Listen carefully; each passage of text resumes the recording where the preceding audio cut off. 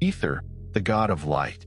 Before Zeus hurled his thunderbolts, before Poseidon ruled the seas, before even the earth itself took shape beneath our feet, there existed gods so ancient, so fundamental to the fabric of reality, that their very existence predates the concept of existence itself. These were the primordial deities, the protogenoi, beings who didn't simply inhabit the cosmos, but who were the cosmos, living manifestations of the raw, elemental forces that shaped our universe from the formless void of chaos. And among these primordial titans of creation stood a deity whose name has been whispered through millennia, yet whose story remains shrouded in the mists of forgotten time. A god whose domain stretched from the peaks of the highest mountains to the furthest reaches of the starlit heavens. A deity who brought forth the very essence of illumination itself, who held dominion over the shimmering blue expanse that mortals gazed upon with wonder and the gods themselves breathed as their sacred sustenance. His name was Aether, the god of light, the personification of the bright upper sky, the divine radiance that fills the space between heaven and earth. But here's the mystery that should haunt anyone fascinated by ancient mythology. How does a god of such cosmic significance, a deity who literally embodied the light that allowed all life to flourish, become virtually forgotten by history? How does the god whose luminous presence enabled mortals to see the world around them, whose brilliance marked the difference between the ordered cosmos and the primordial darkness, fade so completely from cultural memory that most people today have never even heard his name? That's the enigma we're going to unravel today. We're going to journey back beyond the familiar tales of Mount Olympus, beyond the heroic exploits of Heracles and Perseus, beyond even the titanic war between Zeus and Kronos. We're traveling to the very dawn of creation itself, to a time when the universe was nothing more than a yawning abyss of infinite nothingness, and witness how from that absolute darkness emerged the very first spark of celestial light. This is the story of Aether, the forgotten god of light. And trust me when I say that by the end of this exploration, you'll understand why his tale is perhaps one of the most profound and beautiful creation myths ever conceived by the human imagination. You'll discover a cosmology so intricate, so elegantly conceived, that it rivals any modern scientific theory about the origins of our universe. And you'll learn why even the mightiest of the Olympian gods owed their very existence to this primordial deity who came before them all. So dim the lights, settle in, and prepare to have your understanding of Greek mythology completely transformed. Because we're about to illuminate the shadowy corners of ancient belief and bring back into focus a god who deserves to shine as brightly as the celestial realm he once embodied. To truly understand Aether and his monumental significance in Greek mythology, we first need to wrap our minds around a concept that might seem strange to anyone familiar with the popular tales of Zeus, Athena, and Apollo. We need to understand what the primordial deities actually were, and more importantly, how they fundamentally differed from the gods and goddesses we typically think of when we hear the words Greek mythology. When most people picture Greek gods, they imagine beings who look distinctly human. Zeus with his magnificent beard and thunderbolt, Athena in her armor with her shield and spear, Apollo with his lyre and sun chariot.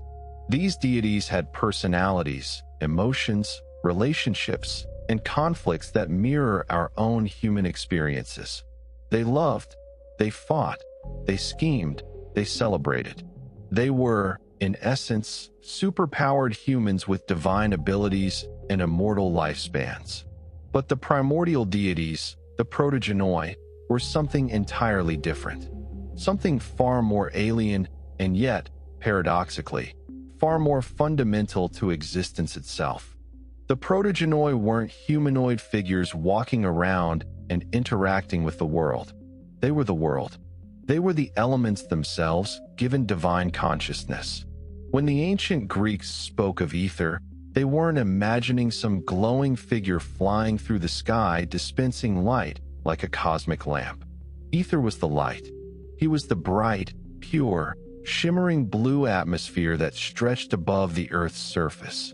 Every time you looked up at a clear summer sky and saw that brilliant azure expanse, you were, according to ancient Greek belief, literally seeing the god Aether. This elemental nature of the primordial deities is crucial to understanding their role in Greek cosmology. They represented the ancient Greek attempt to make sense of the fundamental building blocks of reality. In our modern world, we have physics, chemistry, and mathematics to explain the nature of matter and energy. The ancient Greeks had the protogenoi, at the very beginning of everything. According to the most authoritative source we have on Greek cosmology, the poet Hesiod's Theogony, written sometime around 700 BCE, there existed only chaos. Now, our modern understanding of the word chaos evokes images of disorder, confusion, and random mayhem. But the Greek word chaos meant something quite different.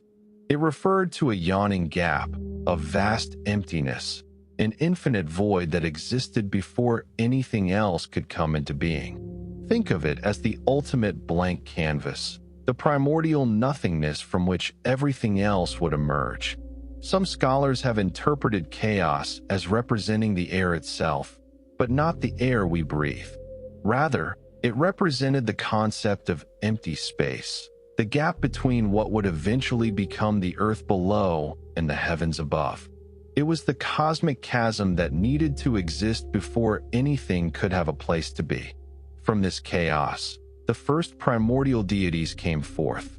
Hesiod tells us that after chaos, there emerged Gaia, the personification of the earth itself, solid and reliable and vast. There came Tartarus, representing the deepest, darkest pit at the very bottom of the cosmos, a place of such profound darkness that even light could not penetrate it.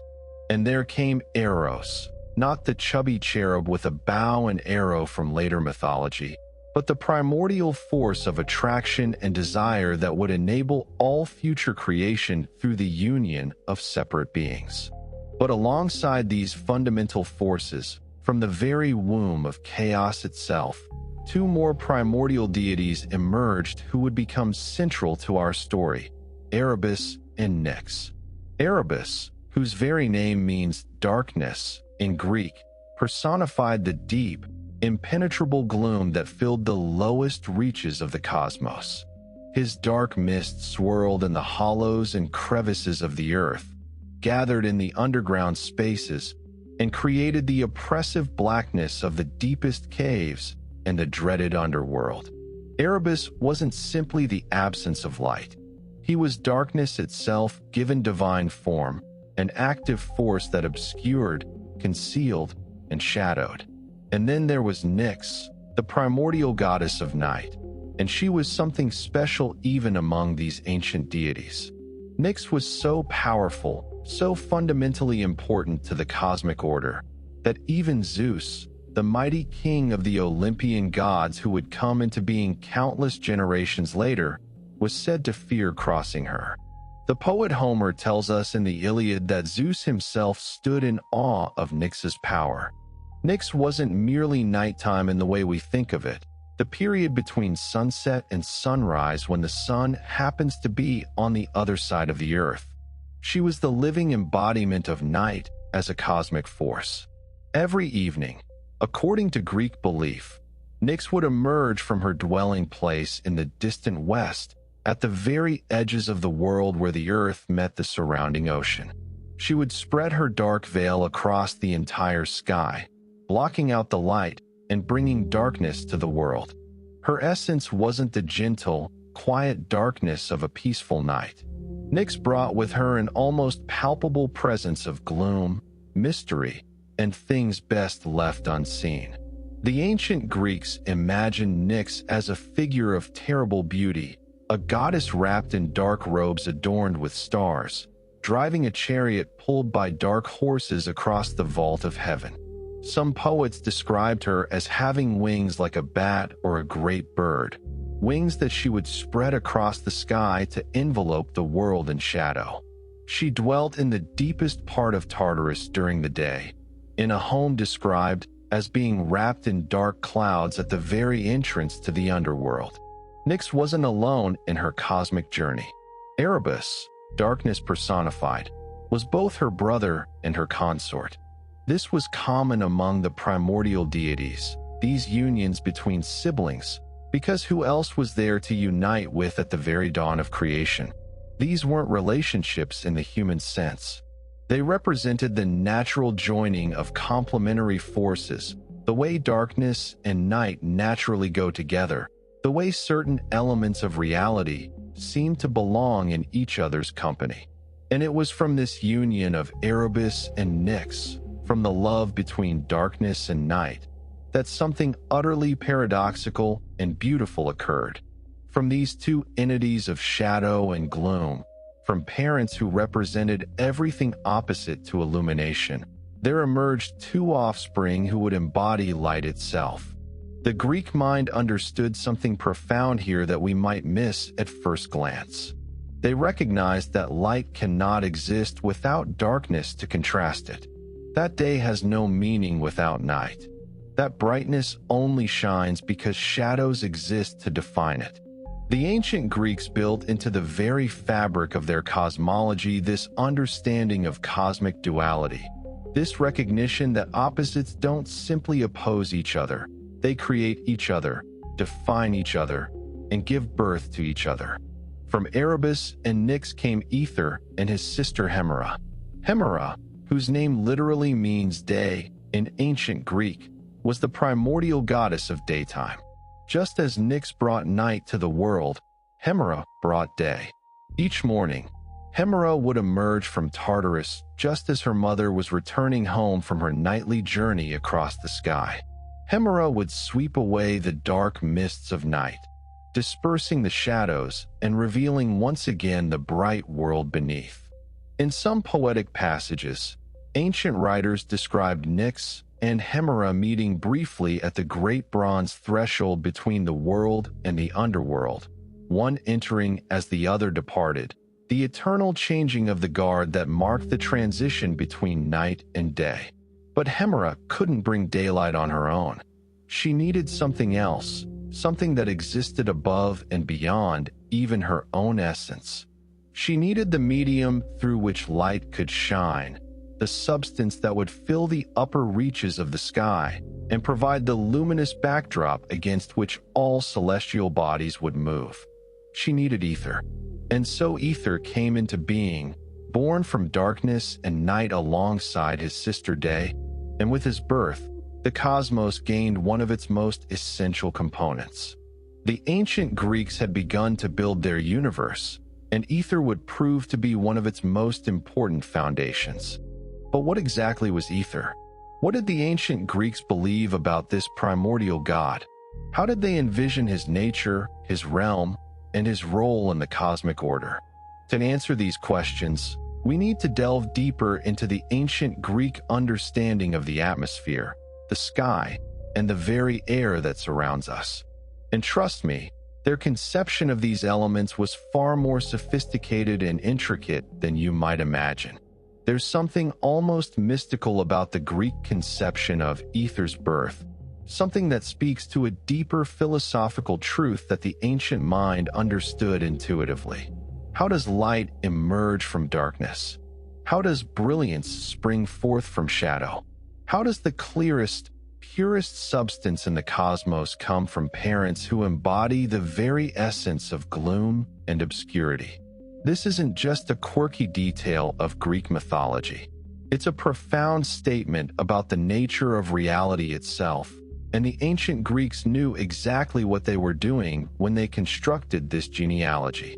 According to Hesiod's Theogony, which remains our primary source for the standard Greek genealogy of the gods, the births of Aether and Hemera are described in language that's both simple and pregnant with meaning. Hesiod writes that from chaos came forth Erebus and black night, and that from night came Aether and day, whom she conceived and bore from union and love with Erebus. Union and love with Erebus. That phrase is important. This wasn't some cosmic accident or strange anomaly. This was the natural result of love between complementary forces. The Greeks understood that night and darkness, while similar, were not identical.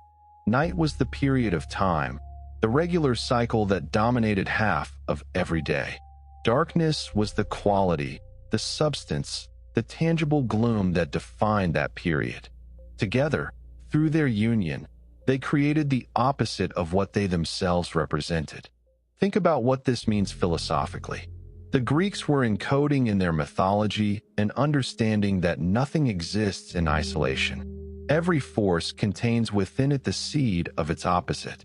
Every quality implies its contrary. You cannot have a concept of darkness without simultaneously creating the potential for light. The very existence of night and darkness necessitates the existence of day and light to give them meaning and context.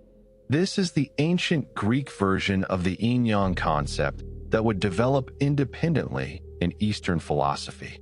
The recognition that reality operates through complementary opposites, through forces that seem to contradict each other but actually depend on each other for their very existence. But there's another layer to this paradox that makes it even more fascinating. Erebus and Nyx, despite being personifications of darkness and night, weren't evil. They weren't malevolent forces to be feared or destroyed. In fact, the Greeks viewed them as necessary and even benevolent aspects of the cosmic order. Night brought rest, respite from labor, and the regenerative power of sleep. Darkness provided mystery, privacy, and the protective cloak that allowed secrets to be kept and vulnerable creatures to hide from predators. Similarly, Aether and Hemera, despite being born of darkness, weren't here to vanquish or destroy their parents. The relationship between these primordial deities wasn't one of conflict, but of balance and cooperation. This is where Greek cosmology shows its sophistication. Unlike many creation myths that center on cosmic battles between opposing forces of light and darkness, good and evil, order and chaos, the Greek primordial deities worked together in a harmonious cycle. Every evening, Nyx would spread her veil of darkness across the sky, and this was good and necessary. Mortals needed rest. The world needed time to cool, to settle, to restore itself for the coming day. And every morning, Hemera would disperse that darkness, sweeping away the mists of night. And this too was good and necessary. Life needs light to thrive, to grow, to see and be seen. But here's where Aether's role becomes crucial in this cosmic choreography. Hemera couldn't simply remove the darkness and leave nothing in its place. Nature abhors a vacuum, as the saying goes. Something had to fill the space where Nyx's darkness had been, and that something was Aether. Aether was, in the Greek conception, the actual substance that filled the upper atmosphere. When Nyx drew her dark veil across the sky, she was quite literally obscuring Aether's brightness from view. The luminous blue of the daytime sky was always there, but night blocked it, covered it, hid it behind her shadowy curtain. When Hemera dispersed the darkness each morning, she wasn't creating light. She was revealing the light that had always been present, uncovering the brilliant radiance of Aether that had been temporarily concealed. Imagine a room with luminous walls that glow with their own inner light. Now imagine someone draping thick, dark curtains over those walls every evening. The light hasn't gone away. The walls are still glowing behind the curtains. They're just hidden from view. Then, every morning, someone pulls back those curtains, and the light that was always there becomes visible once again. That's essentially how the Greeks understood the relationship between Aether, Nyx, and Hemera. This conception explains why the ancient Greeks didn't attribute daylight to the sun in the way we might expect. The sun was certainly important in Greek mythology, later personified by the god Helios, who drove his golden chariot across the sky each day. But the sun wasn't the source of daylight itself. The sun was more like a lamp moving across an already luminous backdrop. The actual light of day, the brightness that allowed vision and life, came from ether, the glowing substance of the upper atmosphere. This might seem strange to our modern understanding, where we know that the sun is indeed the source of Earth's light, and that the blue of the sky comes from the scattering of sunlight by molecules in the atmosphere. But remember, the Greeks were working without telescopes, without spectroscopy, without any of the tools of modern science. They were trying to make sense of observable phenomena using logic, observation, and philosophical reasoning. And honestly, their solution was remarkably elegant. They observed that day and night followed regular cycles. They saw that this cycle seemed independent of many other celestial phenomena. Sometimes the moon was visible during the day, sometimes at night. Sometimes clouds obscured the sun, yet daylight persisted. The stars disappeared during the day, even in places where they would otherwise be visible. All of this suggested to the Greek mind that daylight was something fundamental to the nature of the daytime sky itself, not merely the reflected light of a single celestial body. So they concluded that the upper atmosphere possessed its own luminous quality, its own inherent brightness. And they personified this quality as Aether, the god whose very essence was the shimmering, radiant, crystalline blue of the heavens. The relationship between Aether and his parents also tells us something about the Greek understanding of time and cycles. Aether didn't destroy or replace Erebus and Nyx. He coexisted with them in eternal balance. Each night, Nyx would return, and Aether would once again be concealed. Each morning, Hemera would reveal him anew. This eternal cycle, this perfect balance between light and darkness, day and night, was seen as one of the fundamental patterns of the cosmos. And the Greeks recognized something else too, that this balance was precarious and precious. The cycle had to continue unbroken for the world to function properly. If Nyx failed to bring night, mortals would never rest, and the world would burn under ceaseless daylight. If Hemera failed to bring day, the world would languish in eternal darkness, and all life would perish. The cooperation between these primordial forces wasn't just poetic fancy. It was the Greek way of acknowledging the critical importance of these natural cycles to the survival of everything that lived. This is why, even though Aether may seem like a passive element in many myths, a background deity without dramatic stories of conflict or adventure, his role was actually more important than almost any other god in the Greek pantheon. Without Aether, there could be no visible cosmos at all. The stars, the planets, the sun, the moon, all of the celestial bodies that moved through the heavens, moved through Aether. He was quite literally the medium in which the universe existed. And here's something that should make you appreciate the sophistication of Greek thought even more. This idea of Aether as a fundamental medium that fills space and allows other phenomena to occur would persist for thousands of years, well into the modern scientific era. 19th century physicists would propose the luminiferous ether as the medium through which light waves traveled, believing that light needed some substance to move through just as sound waves need air or water to propagate. It wasn't until the early 20th century and Einstein's theory of relativity that science conclusively demonstrated that no such medium was necessary. But we're getting ahead of ourselves. We'll explore Aether's influence on later philosophy and science more deeply later in our story. For now, what's important to understand is that the ancient Greeks saw Aether's birth from darkness and night not as a contradiction, but as a beautiful expression of cosmic truth. Light emerges from darkness because darkness defines what light is. Day comes from night because night gives day its meaning. The eternal cycle continues because each half of the cycle creates the necessity for the other half. Aether, born from Erebus and Nyx, embodied this principle in his very existence. He was the light that emerged from darkness, the clarity that arose from obscurity, the brilliant illumination that sprang from the deepest shadows. And in being all of these things, he became one of the most essential elements of the ancient Greek cosmos. But Aether didn't exist in isolation, and he didn't fill all of space equally. The ancient Greeks had a remarkably sophisticated understanding of the layers of the atmosphere, of the different qualities of air and space at different heights. To truly understand Aether's domain and his role in the cosmic structure, we need to explore the ancient Greek conception of the three distinct types of air, three separate layers of atmosphere that each played their own crucial role in the functioning of the universe.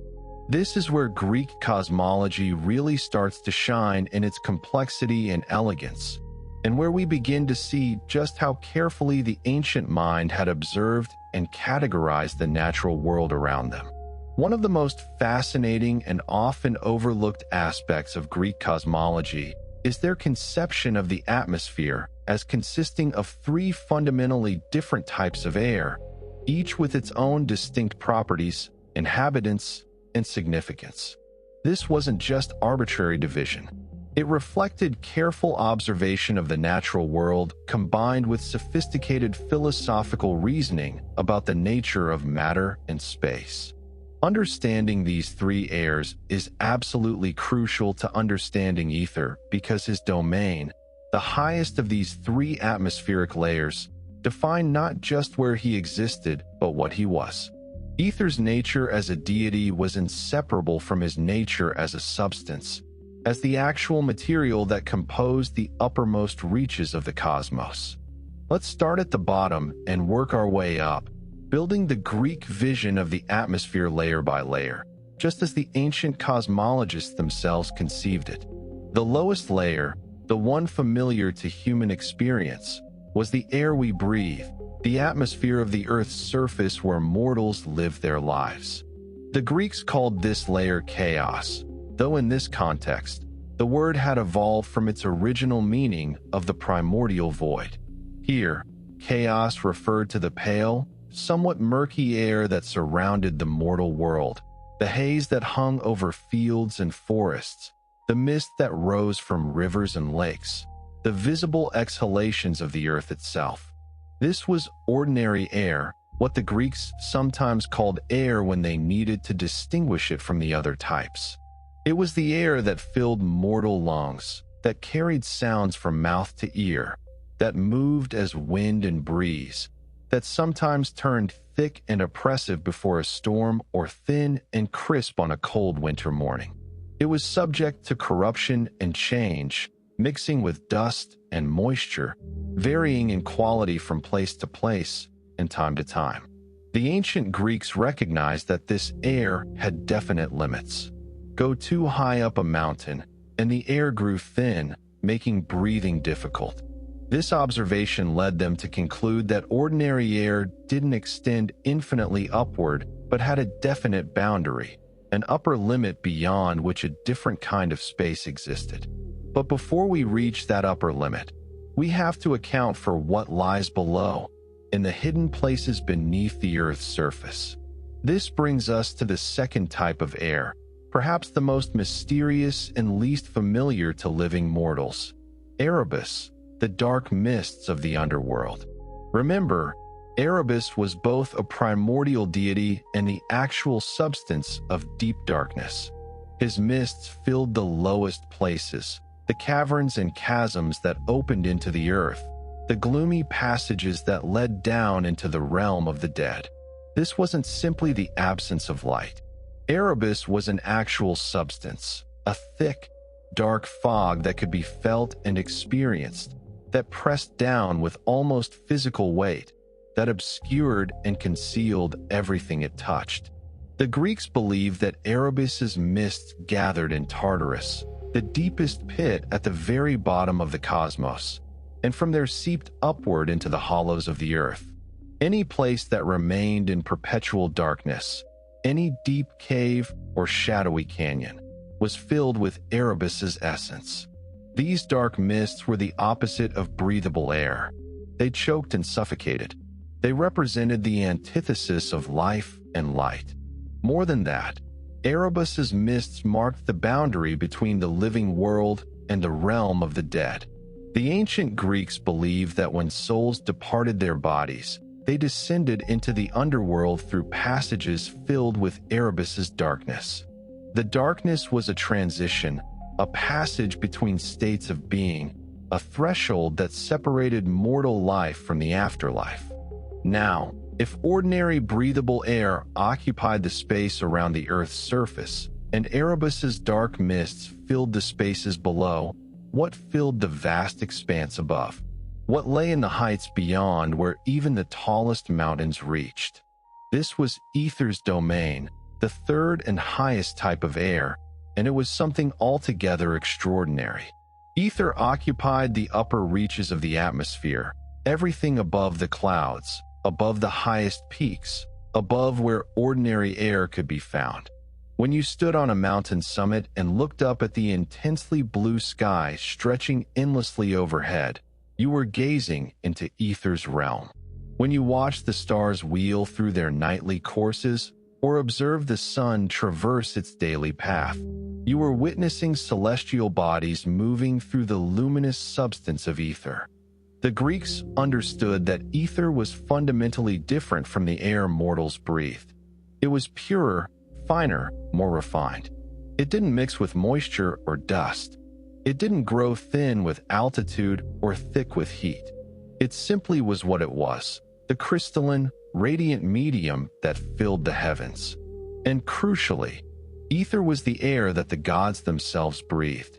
This detail might seem like a minor mythological flourish, but it reveals something profound about how the Greeks conceived of divinity and the structure of the cosmos. The gods weren't simply powerful beings who happened to live high up. They were fundamentally different from mortals in their very substance, in their essential nature. They breathed a different kind of air because they were different kinds of beings, existing in a different realm that operated by different rules. The gods lived on Mount Olympus, yes, but Mount Olympus as a location was conceived as reaching up into Aether's realm, piercing through the ordinary air of the mortal world and touching the pure atmosphere of the divine.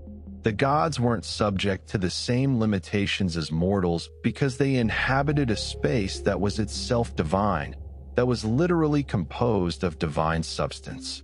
This also explains why mortals couldn't simply climb Mount Olympus and stroll into the presence of the gods. Even if you reached the physical peak of the mountain, you would still be in the realm of ordinary air, still bound by mortal limitations. The divine realm of Olympus existed in a different atmospheric layer altogether, accessible only to beings who could survive in Aether's pure environment. Ancient writers sometimes described Aether as having a blue color, not the pale blue of the sky seen from ground level, but a deep, rich, almost luminous blue that grew more intense the higher you went. This makes sense when you think about it observationally. The sky does appear to deepen in color as you climb in altitude, as you get closer to the upper reaches of the atmosphere, where there's less ordinary air to scatter and pale the light. Some philosophers and poets described Aether as having a quality of fire without the destructive heat, a kind of pure radiance that illuminated without burning. Others compared it to the clearest, most transparent crystal, a substance that could be seen through yet somehow glowed with its own inner light. All of these descriptions were attempts to capture something that, by definition, was beyond full mortal comprehension, something divine and therefore not entirely graspable by human understanding. The division between these three types of air wasn't just spatial. It represented a hierarchy of purity and refinement. Erebus at the bottom, dark and heavy, appropriate for the dead and for the monstrous creatures that inhabited the underworld. Chaos, or air, in the middle, the mixed and changeable air of the mortal realm, good enough for human life, but subject to corruption and variation. And ether at the top, pure and unchanging, the divine substance breathed only by immortals.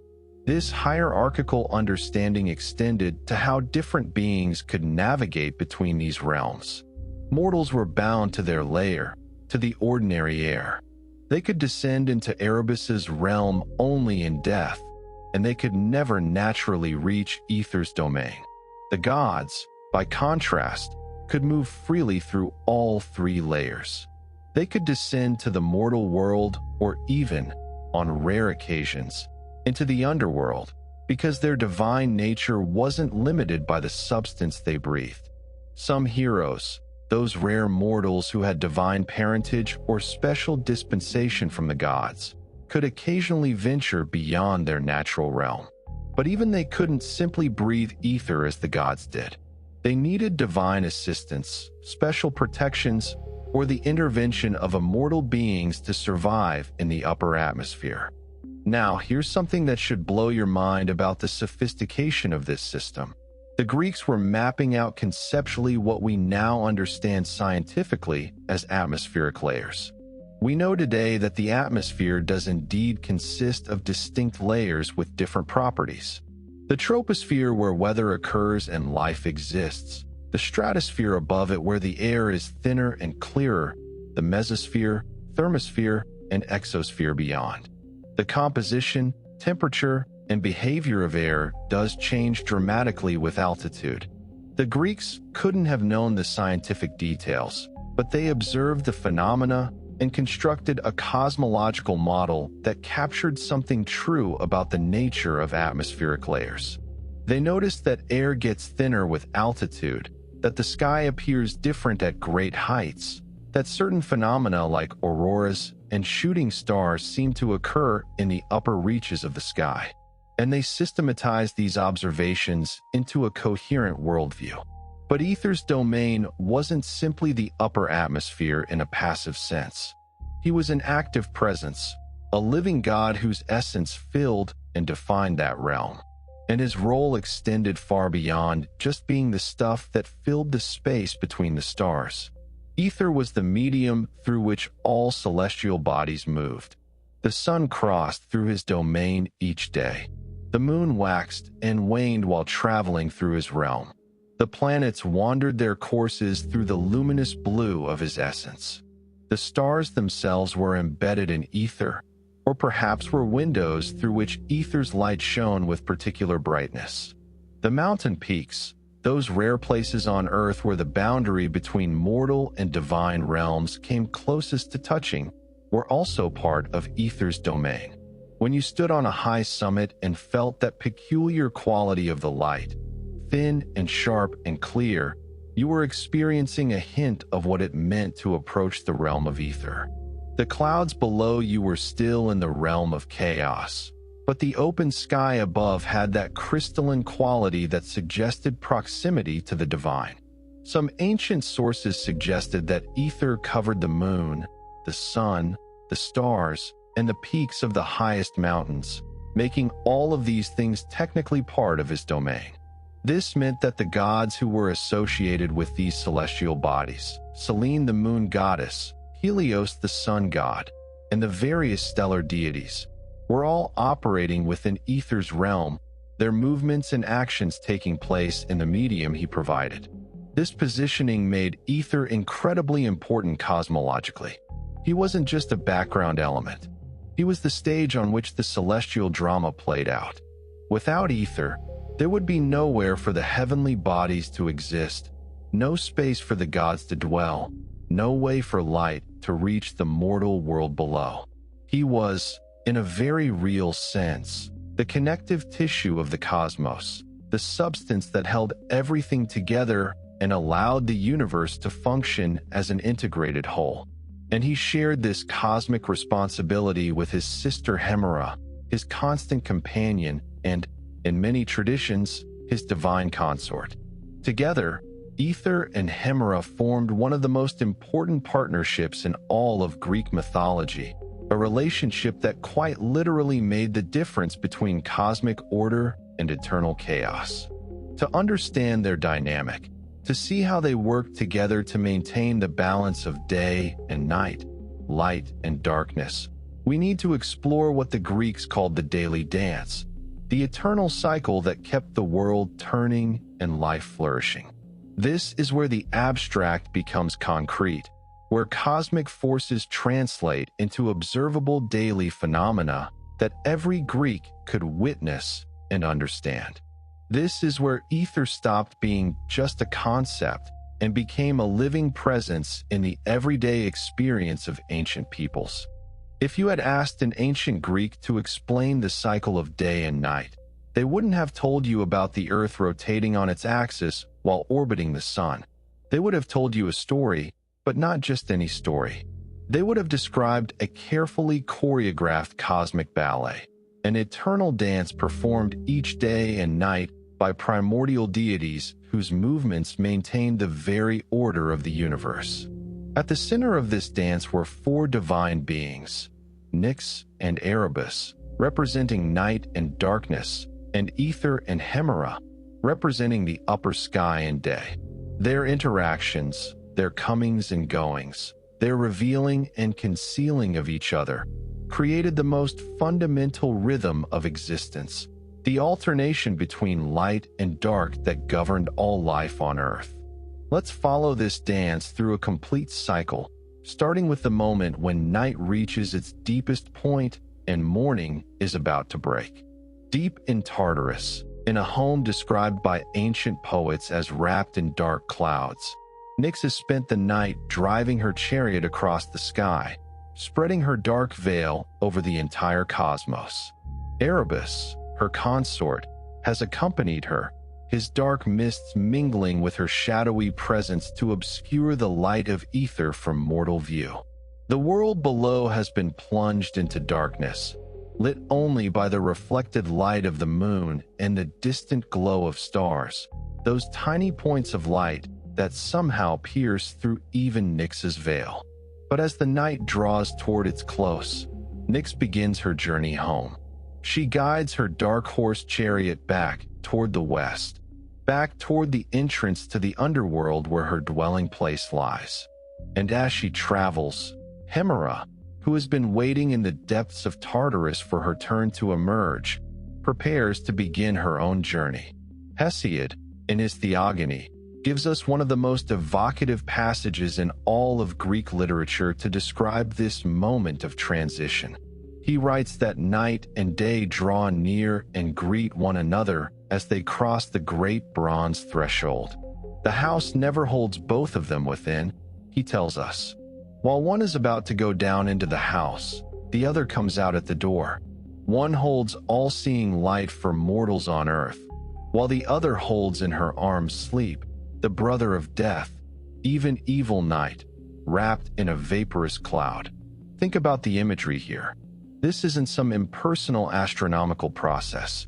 It's a relationship, an interaction between divine siblings. Nyx and Hemera, despite being opposites, despite representing forces that seemingly contradict each other, were still family. They greeted each other at the threshold, acknowledging each other's presence and importance, before one retreated and the other emerged. The house never holds them both within. This detail is crucial to Greek cosmology. Day and night couldn't coexist in the same space. They were mutually exclusive conditions that defined each other through their opposition. When Nyx was out, spreading darkness across the world, Hemera had to wait in Tartarus. When Hemera emerged to bring the day, Nyx had to retreat. This mutual exclusion maintained the cosmic order, ensuring that the cycle continued unbroken and that the world experienced proper alternation between these necessary states. As Nyx crossed the threshold returning home, Hemera would step forth. And this is when her role became active and crucial. Hemera's task wasn't simply to exist. She had to actively disperse the darkness left behind by her mother. She had to sweep away the mists of night, clearing the sky and revealing what lay beneath. What lay beneath was Aether. Remember, Aether had been there all along, filling the upper reaches of the sky with his luminous presence. But Nyx's veil had concealed him, blocked him from view, and prevented his light from reaching the mortal world. Hemera's action of dispersing the darkness was simultaneously an action of revealing Aether, of pulling back the cosmic curtain so that his brilliant radiance could once again illuminate the world. Ancient writers described this moment with remarkable poetry. They spoke of Hemera bathing the earth again in the shining light of heaven, of the bright Aether being revealed in all its glory, of the world transitioning from the realm of Nyx to the realm of Aether and Hemera. Some described Hemera as holding torches that she used to chase away the shadows. Others depicted her as a chariot driver like her mother, but where Nyx drove dark horses, Hemera drove white horses that pulled the light behind them. As Hemera completed her work of dispersing the darkness, the full presence of Aether became visible to the world below. The sky transformed from the star-speckled black of night to the rich, luminous blue of day. This blue, this radiance, this shimmer was Aether himself.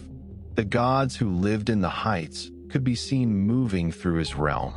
Mount Olympus, shrouded in darkness during the night, now stood revealed in all its glory, its peak disappearing into the pure blue of the upper atmosphere. And crucially, this light, this daytime illumination, existed independent of the sun. The sun, Helios in his golden chariot, would rise and cross the sky during the day, providing additional warmth and radiance. But the fundamental brightness of daytime, the ability to see clearly, the luminous quality of the air itself, came from Aether. The sun enhanced the light, but didn't create it. This might seem like an odd distinction to us, knowing as we do that the sun is indeed the source of Earth's daylight. But think about it from the perspective of careful observation. The moment before sunrise, there's already significant light in the sky. Dawn breaks before the sun itself appears over the horizon. Similarly, after sunset, the sky remains light for a considerable time. The Greeks noticed this and concluded that daylight must be a property of the day sky itself, with the sun serving as an enhancement rather than the sole source. They also observed that on heavily overcast days, when thick clouds completely obscured the sun, it was still clearly day. It was still bright enough to see, to work, to move about. The quality of light was different, certainly, but daylight persisted even when the sun itself was hidden. This observation reinforced their belief that Aether provided the fundamental luminosity of daytime, with or without the sun's direct contribution. Throughout the day, Aether and Hemera maintained their presence.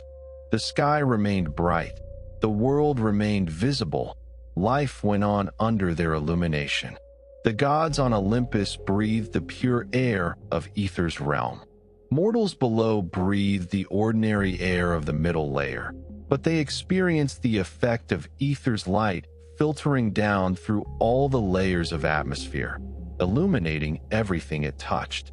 The sun would complete its journey across the sky, Helios driving his golden chariot from east to west, crossing through Aether's domain. The Greeks imagined that at night, Helios would return to the east by traveling along Oceanus, the great river that encircled the world, sailing in a golden cup that carried him and his chariot back to the starting point for the next day's journey. But as evening approached and Helios completed his crossing, a change would begin. Hemera, who had been maintaining the day throughout all this time, would prepare to return to her home in Tartarus. And simultaneously, from that same home, Nyx would once again emerge for her nightly journey. This evening transition was just as carefully choreographed as the morning one. As Hemera began to withdraw, Moving toward the western threshold where she would descend back into the depths, Nyx would start to spread her veil from the east. The Greeks conceived of this as a gradual process, which perfectly matched their observation of how twilight actually works. The sky doesn't instantly switch from light to dark. There's a transition period, a time of in-between when both forces are partly present. As Nyx's veil spread across more and more of the sky, Aether's light would be progressively obscured. The bright blue of day would fade to the deeper blues and purples of twilight, and then finally to the star-studded black of full night. The stars became visible not because they suddenly began to shine, but because Nyx's darkness provided the contrast needed to see them clearly. During the day, Aether's brightness had washed them out, making them invisible against his radiant presence. And so the cycle completed itself, ready to begin again the next morning when Hemera would once more emerge to disperse the darkness and reveal Aether's light. This dance wasn't just mythological poetry. It was the Greek explanation for observable reality, and it was remarkably consistent with what they could see and experience. The cycle was regular and predictable. Day always followed night, and night always followed day. The transitions occurred at consistent rates. The quality of light changed in observable ways from dawn to midday to dusk to full darkness. The relationship between Aether and Hemera in this dance was intimate and essential. They weren't simply siblings or divine companions. In many traditions, they were described as consorts, as lovers, as husband and wife. This union made perfect sense in Greek mythological logic. The bright upper sky and the daytime were natural partners. They belonged together, defined each other, and required each other to exist. Their children, born from this union of light and day, would be discussed in a moment. But even before we explore their offspring, it's important to appreciate the elegance of the system the Greeks had constructed. They had created a cosmology that explained observable phenomena using divine personalities and relationships. The daily cycle wasn't just a mechanical process. It was a story, a drama enacted by cosmic forces that nevertheless had recognizable emotions and relationships. Nyx loved her daughter Hemera despite being her opposite. Hemera respected her mother Nyx despite needing to disperse her presence each morning. Aether and Erebus, light and darkness, didn't war against each other but rather took turns, each allowing the other space to exist and fulfill their cosmic role. This was fundamentally a cosmology of balance rather than conflict, of cooperation rather than antagonism. And this balance extended to how the Greeks thought about the moral implications of light and darkness. Unlike many religious and mythological systems that associate light with good and darkness with evil, the Greek view was more nuanced. Nyx wasn't evil. Her darkness brought rest, privacy, mystery, and the regenerative power of sleep. Without night, mortals would be exhausted, unable to recover from the labors of the day. Nocturnal animals would have no time to hunt and feed. Many plants and processes of nature required darkness to complete their cycles. Similarly, Aether and Hemera weren't engaged in some crusade against darkness. They weren't trying to eliminate night or destroy Nyx. They were simply fulfilling their role in the cosmic order, providing their part of the eternal cycle. The Greeks understood that both light and darkness were necessary, that the world needed both to function properly, and that the key was balance rather than the triumph of one over the other. This balanced view reveals something profound about the Greek worldview. They didn't see the universe as a battleground between absolute good and absolute evil. They saw it as a complex system of interconnected forces, each necessary, each playing a role, with harmony achieved through balance rather than conquest. And at the center of the light side of this balance stood Aether, the primordial god whose radiant essence made daylight possible. whose domain in the upper atmosphere provided the home for the gods and the medium through which celestial bodies moved. His partnership with Hemera wasn't just a romantic relationship in the mythological sense. It was the foundational partnership that allowed the world to function, that made visible life possible, that connected the divine realm above with the mortal realm below. But Aether's story doesn't end with his role in the daily cycle. As a primordial deity, as one of the fundamental forces of the cosmos, Aether had connections and relationships that extended far beyond his partnership with Hemera. He had children, offspring who would themselves become major players in Greek mythology. And in certain mystery traditions, particularly the Orphic mysteries, Aether's role in creation was even more fundamental and mystical than the standard account suggested. It's time to explore these other dimensions of Aether's existence, starting with his progeny, the divine children who inherited aspects of his luminous nature and carried his influence forward into the generations of gods that followed. When primordial deities united in ancient Greek mythology, their offspring weren't simply the next generation of gods. They were new forces, new elements of reality, extensions of their parents' domains into new territories of existence. The children of Aether and Hemera exemplify this pattern perfectly, representing the natural evolution of light and day into other cosmic elements essential to the functioning of the universe. The accounts of Aether's children vary depending on which ancient source you consult, a common situation in Greek mythology where different poets, playwrights, and philosophers offered their own variations on the basic stories. But certain names appear consistently enough across multiple traditions that we can be confident they represent authentic aspects of Aether's mythological legacy. According to several ancient genealogies, particularly those recorded by Roman mythographers who adapted Greek traditions, Aether and Hemera together produced some of the most fundamental forces in the cosmos. These weren't minor deities or abstract personifications. These were beings who would become crucial to the very structure of reality as the Greeks understood it. The most important and widely attested of Aether's children was Thalassa, the primordial goddess of the sea. Now, you might be wondering, how does light and day produce the sea? What's the connection between the bright upper atmosphere and the vast waters that cover much of the earth? The answer lies in the Greek understanding of cosmological balance and the interconnection of elements. Thalassa personified the Mediterranean Sea and, by extension, all the waters that surrounded the Greek world. Her name literally means sea in ancient Greek, and she represented the salt water, the vast expanse of ocean that both connected and separated lands, that provided food and trade routes, but also posed dangers and mysteries. Thalassa was distinct from later sea gods like Poseidon or Pontos. She was primordial, ancient, fundamental. She was the sea itself given divine consciousness.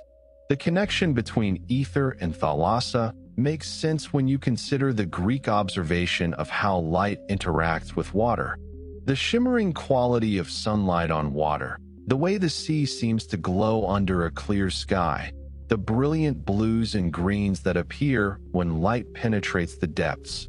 All of this suggested to the Greek mind that there was a natural affinity between the upper light and the waters below. The sea was where Aether's light reached down to touch the surface of the earth in its most spectacular visible form.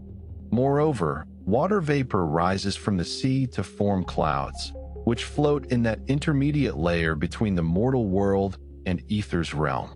The Greeks observed that the sea seemed to have a relationship with the sky, that weather patterns emerged from the interaction between water and air.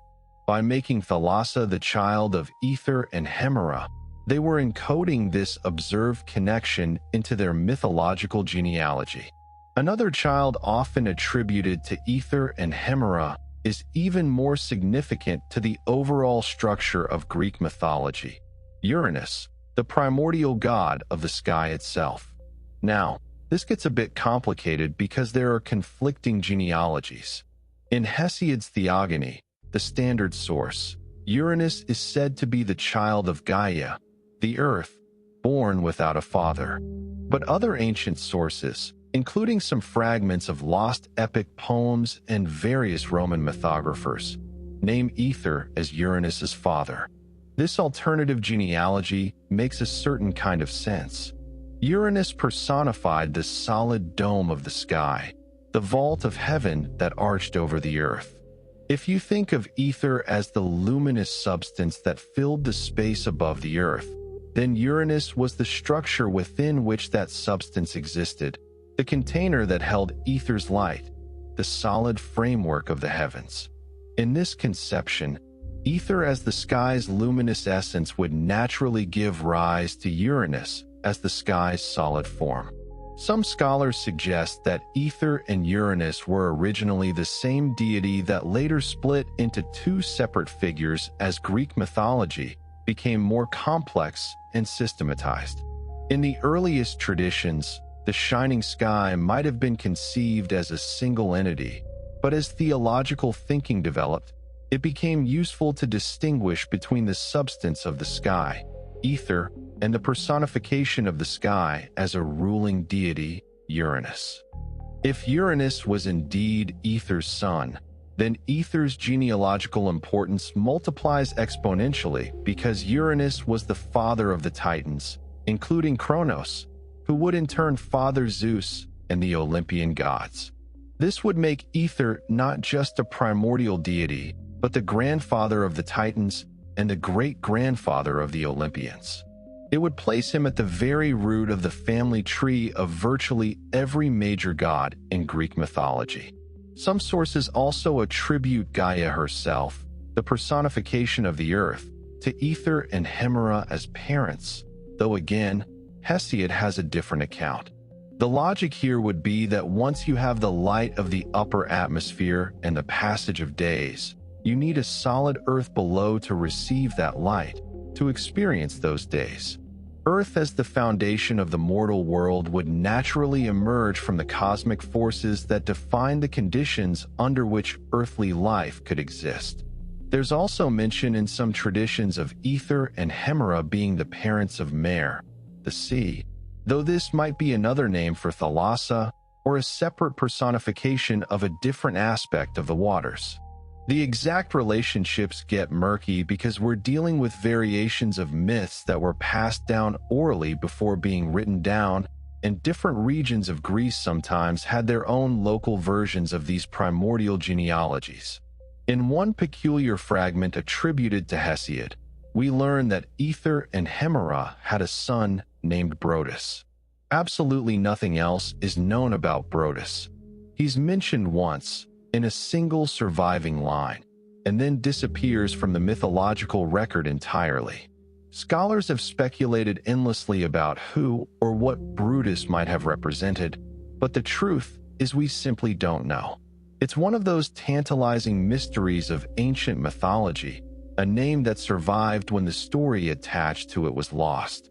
Some later sources, particularly Roman mythographers trying to systematize Greek theology, gave Aether and Hemera an enormous number of children, including various abstract personifications. These included figures like the Nephili, the cloud nymphs, which makes perfect sense when you think about clouds as phenomena that exist in the transitional zone between the Earth's surface and Aether's upper realm. Clouds form from water vapor that rises up toward Aether's domain but never quite reaches it, condensing in that intermediate space. As children of light and day, the Nephili would naturally be associated with those bright, luminous clouds that seem to glow from within when backlit by the sun. But here's where things get really interesting, and where we encounter one of the most bizarre lists in all of mythology. The Roman mythographer Hyginus gives us a genealogy that seems almost deliberately provocative in its strangeness. He claims that Aether and Terra, Earth, together produced an enormous brood of offspring that included both abstract personifications of negative forces and actual geographical features and deities.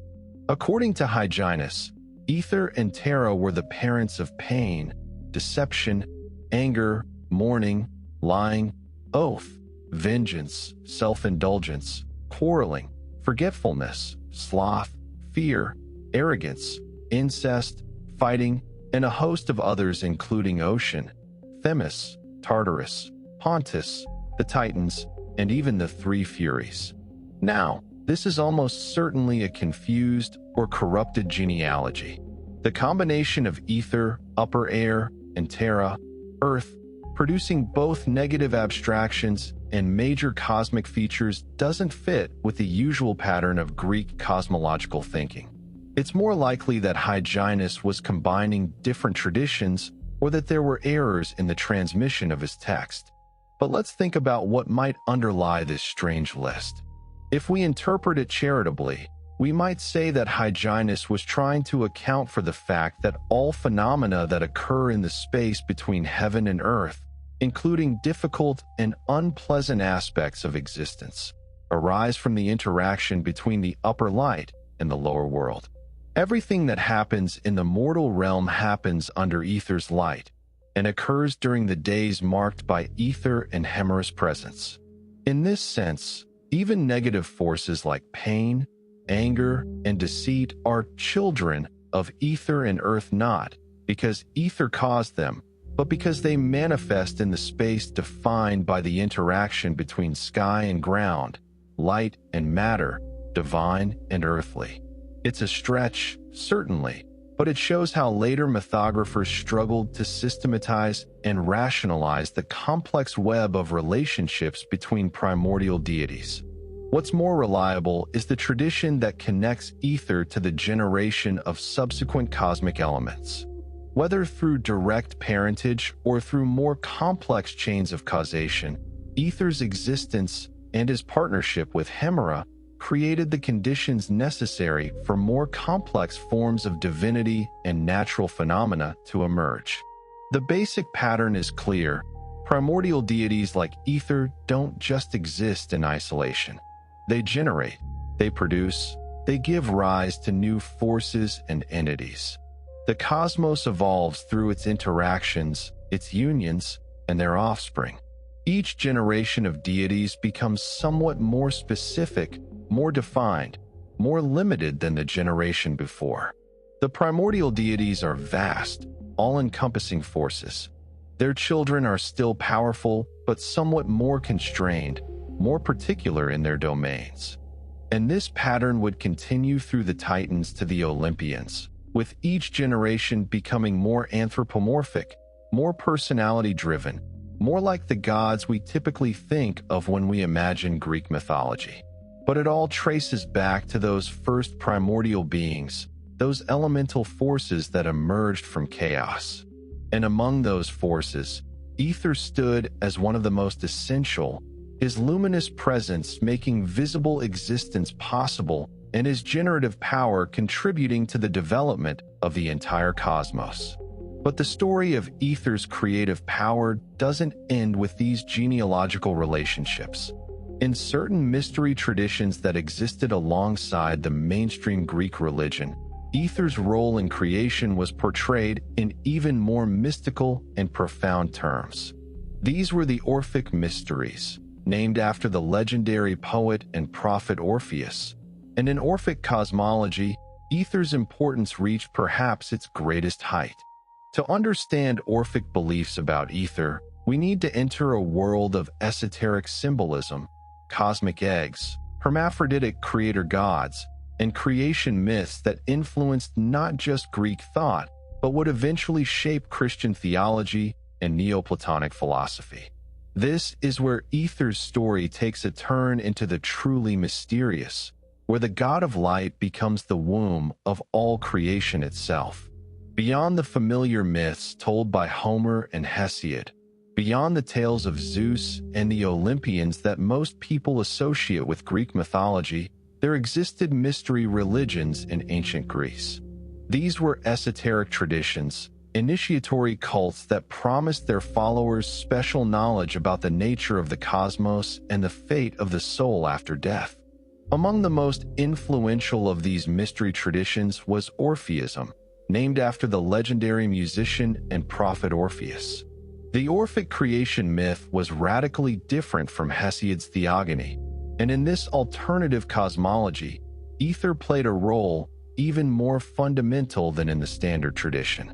To the Orphics, ether wasn't just the bright upper atmosphere or the air breathed by gods. He was the very medium in which creation itself took place, the cosmic womb from which the first conscious deity emerged. The Orphic cosmology begins not with chaos as Hesiod's account does, but with two even more primordial entities, Kronos and Ananke.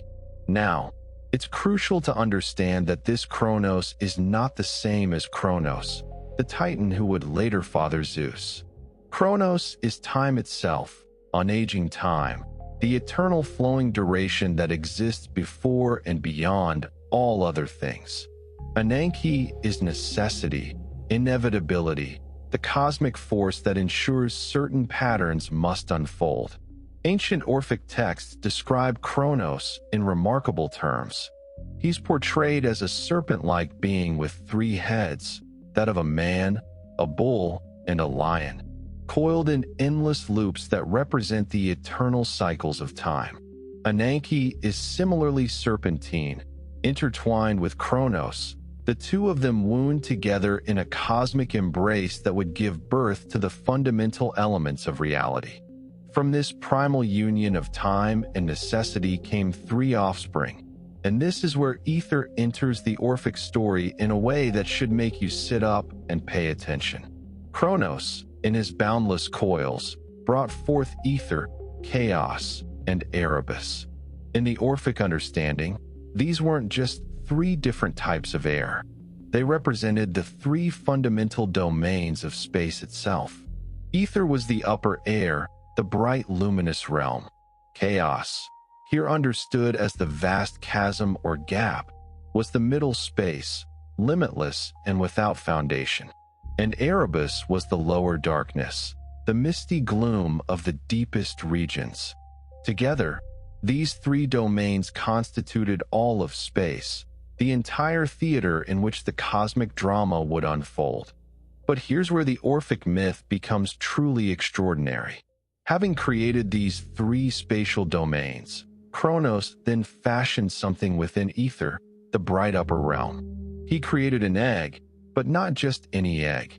This was the cosmic egg, the world egg, the primordial container that held within itself the potential for all of creation. Ancient Orphic texts describe this egg in magnificent detail. It was made in divine ether, or according to some versions, from ether. It was bright and silver, massive beyond comprehension, containing within its shell all the matter and energy that would eventually become the ordered cosmos. Think of it as the ultimate seed, the concentrated potential of everything that would ever exist, nested within the luminous realm of ether. Kronos and Ananke, still in their serpentine forms, then wound themselves around this cosmic egg. The texts describe them constricting the egg, squeezing it with enormous force. The pressure of time and necessity acting on the egg of potential caused it to split, to crack open, to release what had been contained within. And from this cosmic egg hatched Fans.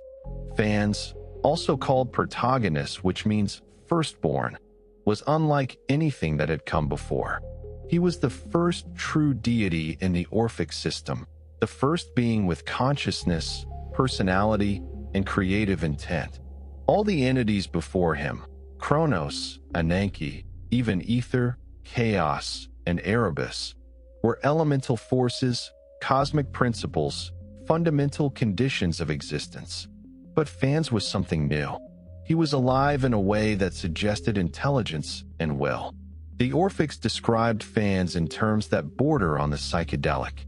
He was hermaphroditic, containing both male and female aspects within a single being, representing the totality of creative potential. He had golden wings that allowed him to fly through the cosmos. He possessed 4 eyes that could look in all directions simultaneously, seeing everything that was and would be. Some accounts gave him multiple heads in the shapes of various animals, combining aspects of different creatures into a single transcendent form. He had the voice of a bull and a lion, representing power and sovereignty. But perhaps most important, fans radiated pure light. He was described as bringing illumination to the cosmos, scattering the darkness that had previously dominated, revealing for the first time the full extent and nature of creation. Remember, even Aether's light, in the Orphic tradition, had been somewhat potential, somewhat latent, before fans emerged to actualize and amplify it. Now, think about what this means for Aether's role in the Orphic cosmology. Aether wasn't just a component of the universe. He was the medium in which creation occurred. The cosmic egg, containing all potential existence, was formed within his essence. He was literally the womb of creation, the divine space that nurtured and held the seed from which the first conscious deity emerged. When fans hatched from the egg, ancient texts tell us that the shell itself split in two, with one half becoming the heavens and the other becoming the earth. This splitting divided ether and chaos, separating the upper from the middle, creating the fundamental distinction between the realm of the gods and the realm below. Aether's domain became firmly established as the uppermost region, the pure luminous expanse where divine beings would dwell. Fans, once hatched and having brought true light to the cosmos, became the first king of the universe. He initiated the process of further creation, generating other gods and establishing the patterns and laws that would govern existence. But he did all of this within the spatial framework that Aether provided. Aether remained the constant medium, the unchanging backdrop against which all subsequent divine activity would take place. The Orphics wrote hymns to Aether that revealed just how deeply they revered this primordial deity.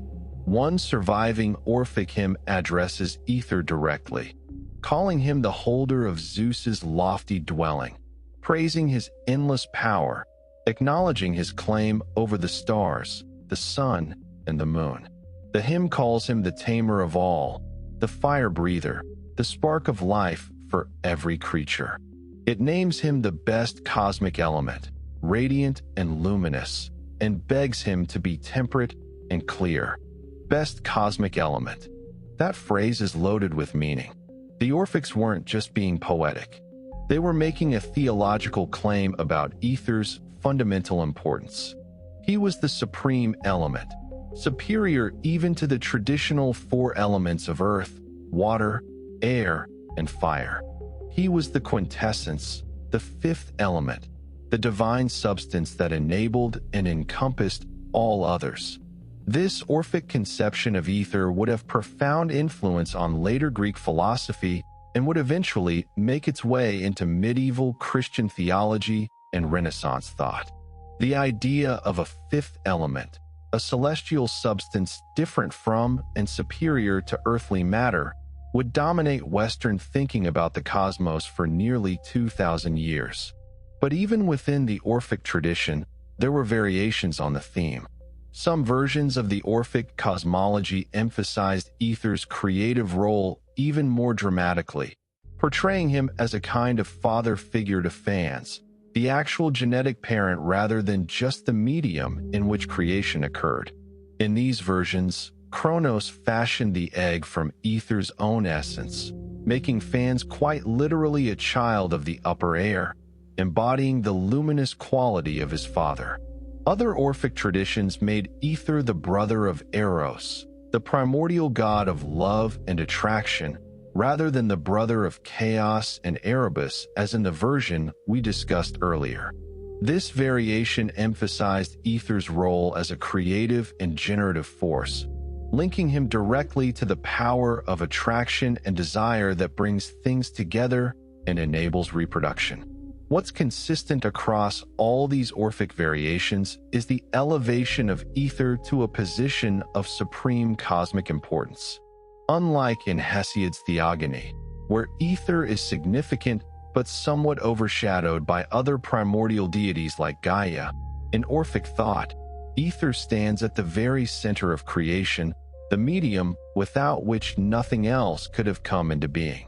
The Orphic mysteries were initiatory religions, meaning you had to undergo specific rituals and receive specific teachings to become a full member of the community. These initiations promised adherents special knowledge about the nature of reality and, crucially, about the fate of the human soul. The Orphics believed in reincarnation, in the transmigration of souls through multiple lifetimes, and they thought that through proper knowledge and practice, a soul could eventually escape the cycle of rebirth and ascend to a divine state. Aether played a role in this eschatological vision as well. The Orphics taught that souls, in their purified state, would ascend through the various layers of the cosmos, moving upward from the earthly realm through the middle air and finally into Aether's domain. To dwell in Aether was to breathe the same air as the gods, to exist in that pure luminous state that transcended mortal limitations. Aether represented the ultimate destination of the purified soul, the heavenly realm where divine and eternal existence could be achieved. This teaching would resonate through centuries. You can hear echoes of it in Plato's philosophical writings about the immortal soul ascending toward the realm of pure forms. You can see it influenced early Christian concepts of heaven as a place of light above the earthly realm. You can trace its impact through Neoplatonic philosophy all the way to medieval cosmology, with its nested spheres of increasing purity leading up to the prima mobile and finally to the realm of pure light beyond. The Orphic understanding of Aether also connected to their theology of Dionysus, who they identified with fans in complex ways.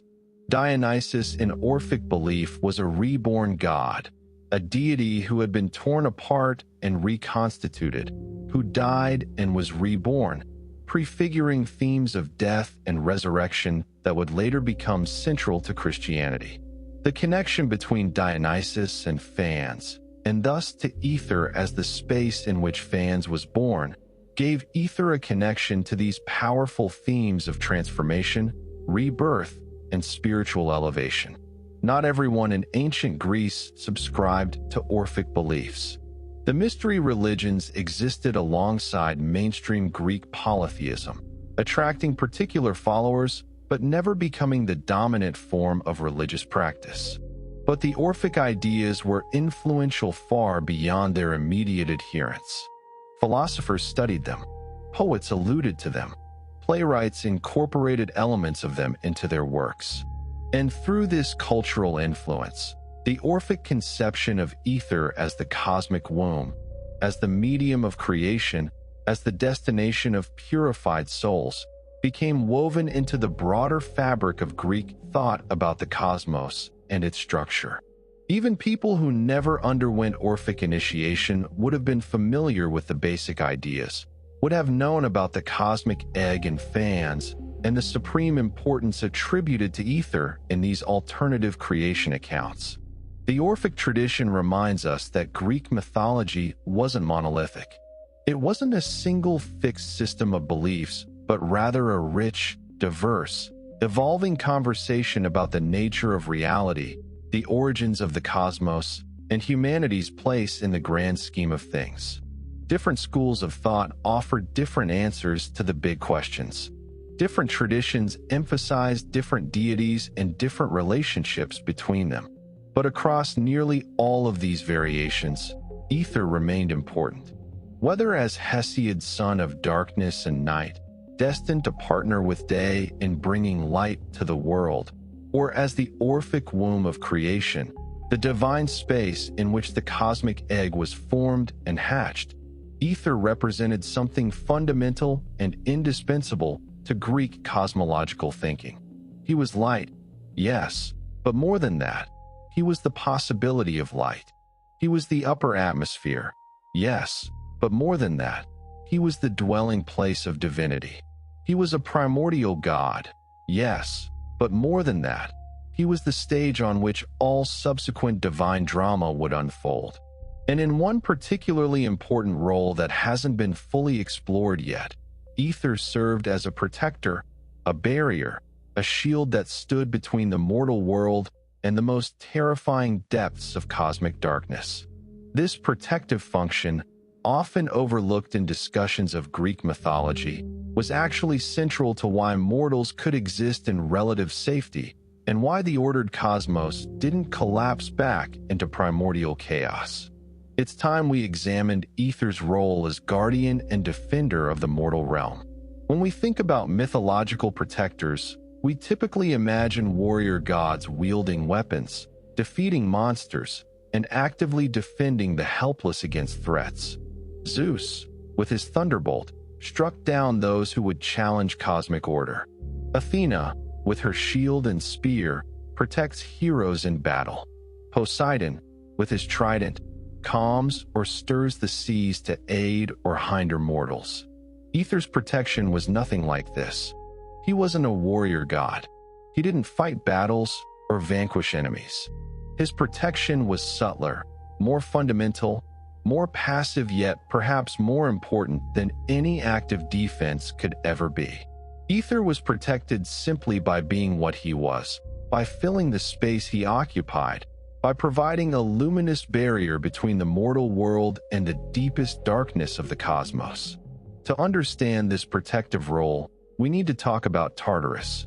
Tartarus was the deepest pit in Greek cosmology, the absolute bottom of existence. It wasn't simply the underworld where souls of the dead went. That was Hades, which existed at a higher level. Tartarus was beneath Hades, further down than the domain of the dead, in a place so deep, so removed from the surface world, that ancient poets describe the distance in almost incomprehensible terms. Hesiod tells us that if you dropped an anvil from Earth, it would fall for 9 days and 9 nights before reaching Hades. And from Hades, it would fall another 9 days and 9 nights before reaching Tartarus. That's how profoundly deep this place was conceived to be, separated from the mortal world by a gulf so vast that even the gods regarded it with a mixture of awe and dread. Tartarus wasn't just deep. It was dark, oppressively, absolutely dark in a way that transcended mere absence of light. It was filled with the mists of Erebus, that primordial darkness that actively obscured and concealed. And it was the prison of the most dangerous beings in all of Greek mythology. When Zeus defeated the Titans in the great war called the Titanomachy, he didn't kill them. Gods are immortal and can't truly die. Instead, he cast them down into Tartarus, sealing them away where they could never threaten cosmic order again. The Cyclopes who forged Zeus's thunderbolts, the Centimanes with their 100 hands, various giants and monsters that challenged divine authority, all ended up imprisoned in Tartarus's lightless depths. More than that, Tartarus was home to the primordial monsters, the creatures so terrible that even the Olympian gods feared them. The dragon Typhon, who nearly defeated Zeus himself, was eventually cast down into Tartarus. The very thought of what lurked in those depths was enough to make even immortals uneasy. And here's the crucial point. The only thing standing between Tartarus and the surface world, between that concentrated darkness and malevolence and the relatively safe realm where mortals live their lives, was the layered structure of the cosmos itself. The different types of air, the different atmospheric levels, served as barriers, as insulation, keeping the horrors of the deep separated from the world above. Erebus's dark mists filled the lowest regions, swirling in Tartarus and the passages leading to Hades. These mists couldn't simply drift upward into the mortal realm because they were heavy, weighted by their nature as the essence of gloom. They belonged in the depths, and they largely stayed there. The middle air, chaos or air, surrounded the mortal world, providing breathable atmosphere but also serving as a buffer zone between the darkness below and the light above. This was the contested space where darkness and light met and mixed, where shadows could exist alongside illumination. And above it all, filling the upper reaches, providing a ceiling of luminous brilliance, was Aether. Aether's light, his radiant presence, served several protective functions. First and most obviously, light enables vision. In Aether's glow, mortals could see threats approaching. They could navigate their world safely. They could distinguish friend from foe, safe from dangerous, edible from poisonous.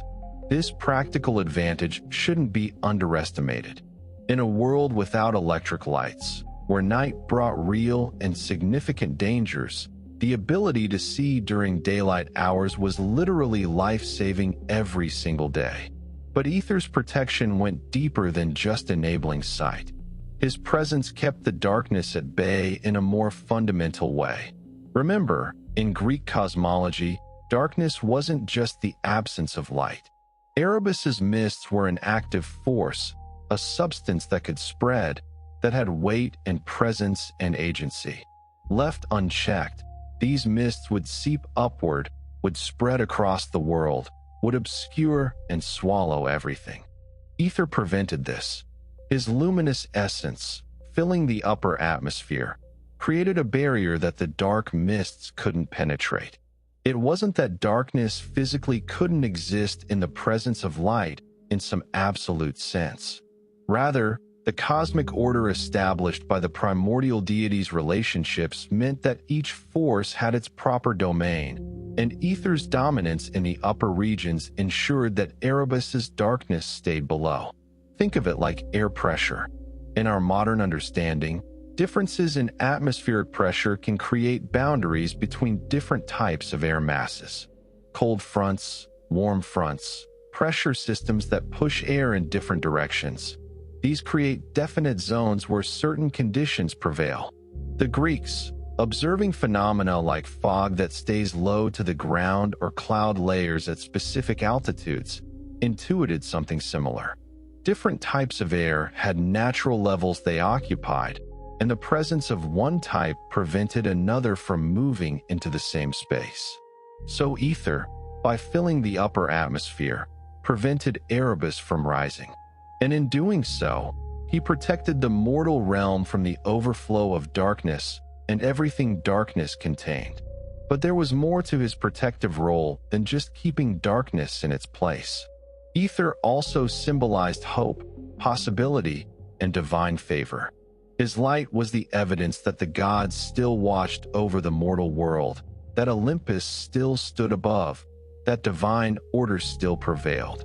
During the day, when Aether's radiance was fully visible, mortals could look up and know that they remained connected to the divine realm, that they weren't alone in the cosmos. This psychological or spiritual protection mattered enormously in Greek religious thought. The Greeks believed that the gods' attention, their awareness of mortal affairs, was crucial to human flourishing. A world without divine oversight would quickly descend into chaos and misery.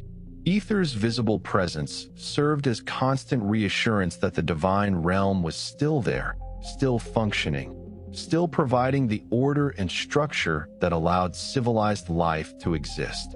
In some accounts, Aether was specifically credited with ensuring that the mists of Erebus never reached the mortal world during daylight hours. Nyx, when she brought night, would draw her veil across the sky and obscure Aether, yes. But even then, even during the darkest night, the full horror of Erebus's darkness didn't emerge onto the Earth's surface. The middle layer of air, that buffer zone of chaos, absorbed and diffused the darkness, preventing it from manifesting in its pure, undiluted form. This is why Greek nights, while dark, were never described with the absolute terror that attached to descriptions of Tartarus.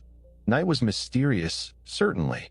It had its dangers and its fears, but it wasn't the suffocating, maddening darkness of the deep pit. Nyx's darkness was a gentle cousin to Erebus's absolute gloom, softened by distance and diluted by mixing with the ordinary air of the mortal realm.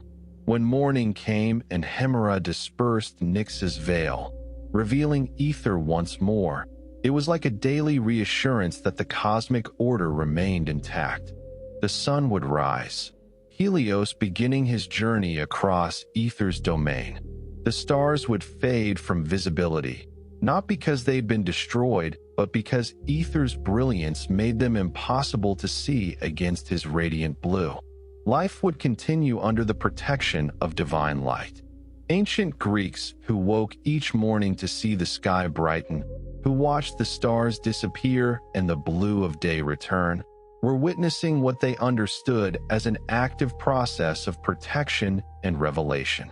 Aether hadn't gone anywhere during the night. He'd simply been concealed.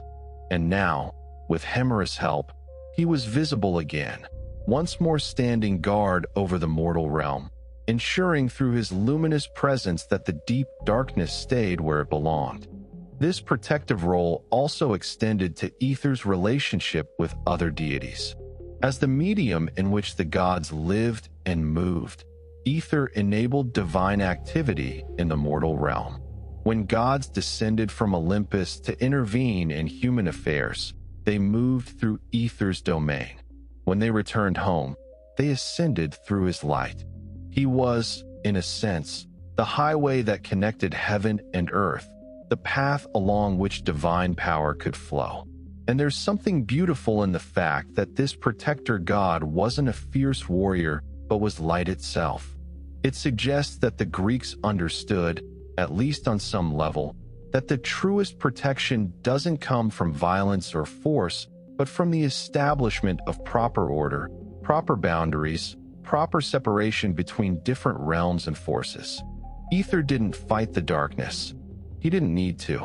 By being fully what he was, by filling his proper domain completely, he accomplished his protective function perfectly.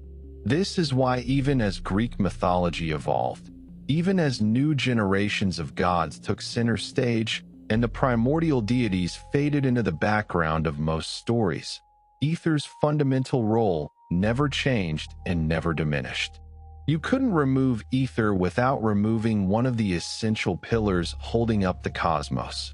His protection was passive, yes, but it was also absolutely indispensable.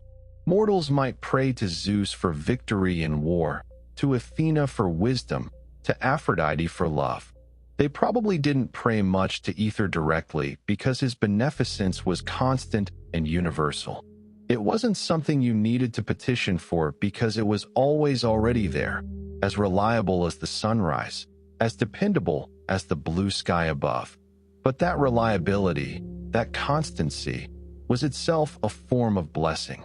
In a chaotic and dangerous world, where storms and wars and diseases could strike without warning, where life was precarious and death always near, the one thing you could absolutely count on was that the light would return each morning.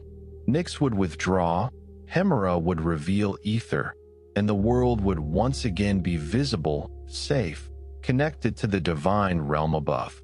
This protective function of Aether reminds us that not all heroes wear armor or carry weapons. Sometimes the greatest defenders are those who simply maintain the boundaries that keep different forces in their proper places. Sometimes the strongest protection is the most subtle, the most omnipresent, the most easily taken for granted. And speaking of things easily taken for granted, there's another aspect of Aether's significance that we haven't fully explored yet: his role in Greek philosophy and how Greek thinkers evolved their understanding of what Aether represented. Because beyond mythology, beyond religion, Aether became a concept in natural philosophy, a tool for understanding the structure of the physical universe. And in that philosophical context, Aether's story takes yet another fascinating turn. Greek mythology and Greek philosophy weren't separate domains the way we might think of religion and science today as distinct categories. For the ancient Greeks, These were different approaches to the same fundamental questions.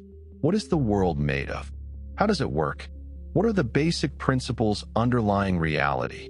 Myths provided one kind of answer, philosophy another, but they were both engaged in the same project of understanding existence itself. And few mythological figures made the transition from religion to philosophy as successfully or as influentially as Aether. The transformation began with the pre-Socratic philosophers, those early thinkers who lived before Socrates and who were primarily concerned with questions about the physical nature of the universe. These were the first people in Western civilization to try to explain natural phenomena without resorting to divine personalities and mythological narratives. They sought natural causes for natural effects, material explanations for material phenomena. But here's the interesting thing. Even as they moved away from mythology in some senses, they kept the language and concepts of mythology, reinterpreting them in more abstract, more physical terms. Thales of Miletus, often considered the first Western philosopher, proposed that water was the fundamental substance from which everything else was made. Anaximenes suggested it was air. Heraclitus favored fire as the primary element. Each of these thinkers was trying to identify the arche, the fundamental principle or original substance from which all other things derived. But the most influential system of elements came from Empedocles in the 5th century BCE. He proposed that everything in the physical world was composed of 4 basic elements: earth, water, air, and fire. These 4 elements, he argued, were eternal and unchangeable in themselves. All the variety and change we observe in the world came from different mixtures and combinations of these 4 fundamental substances. This 4-element system made intuitive sense and matched observed experience reasonably well. Solid substances seemed earthy. Liquids obviously involved water. Gases resembled air. Heat and combustion involved fire. For centuries, this 4-element theory would dominate Western thinking about the composition of matter. But there was a problem. Or rather, there was an observation that didn't quite fit the 4-element system. When you looked up at the heavens, at the stars and planets, they didn't seem to be made of the same stuff as earthly things. They didn't fall down like earth. They didn't flow like water. They didn't disperse like air. They didn't consume themselves like fire. Instead, they moved in perfect circles, eternal and unchanging, neither growing nor diminishing, neither varying in brightness nor altering in position relative to each other, except for the planets, whose very name meant wanderers, and whose motion was more complex but still regular and predictable. The heavens seemed to operate by different rules than the terrestrial realm. The celestial bodies appeared to be made of something fundamentally different from the 4 earthly elements. This is where Plato enters our story. In his dialogue Timaeus, Plato discusses the nature of the cosmos and the elements from which it's composed. He doesn't specifically name ether as a 5th element, but he describes something very much like it. He writes about the purest, most translucent kind of air, which he says is called by the name ether. This isn't ordinary air, he clarifies. It's finer, purer, more refined. It exists above ordinary air in the region of the heavens. Plato's student Aristotle took this idea and systematized it in his work on the heavens. Aristotle made explicit what Plato had hinted at. There must be a 5th element, different from and superior to the 4 terrestrial elements. He didn't initially call it ether, preferring terms that emphasized its unique properties, but later commentators and students of Aristotle began using the term ether to refer to this 5th element. In Aristotle's formulation, the 4 earthly elements all had natural motions in straight lines. Earth naturally moved downward, toward the center of the universe, which Aristotle believed was the center of the earth itself. Fire naturally moved upward, away from the center. Water and air had intermediate behaviors. All of these elements were subject to change, to transformation into each other under different conditions. But the fifth element, the celestial substance, had none of these properties. It wasn't hot or cold, wet or dry. It didn't move in straight lines up or down. Instead, its natural motion was circular, and it moved in perfect, eternal circles without beginning or end. It was incapable of change, neither growing nor diminishing, neither corrupting nor decaying. It was the perfect, eternal, unchanging substance from which the heavenly spheres were made. This fifth element, this celestial substance, was what filled the space beyond the moon. From the moon outward to the sphere of the fixed stars, everything was made of this unchanging element. The moon itself, the sun, the planets, the stars, and the crystalline spheres that carried them in their courses, all were composed of the fifth element. Later writers began calling this fifth element the quintessence, from the Latin quinta essentia, meaning fifth essence. And they identified it explicitly with Aether, the primordial god of Greek mythology who had always been associated with the upper atmosphere and the realm of the gods. This identification made perfect sense. The mythological Aether had always been the pure upper air, the substance breathed by gods, the medium of the celestial realm. Now, in philosophical terms, Aether became the material explanation for why the heavens behaved differently from the earth. The gods breathed Aether not metaphorically but literally, as an expression of their celestial nature, their composition from perfect, unchanging matter. Aristotle's theory of the celestial Aether would become the dominant cosmological model in Western civilization for nearly 2,000 years.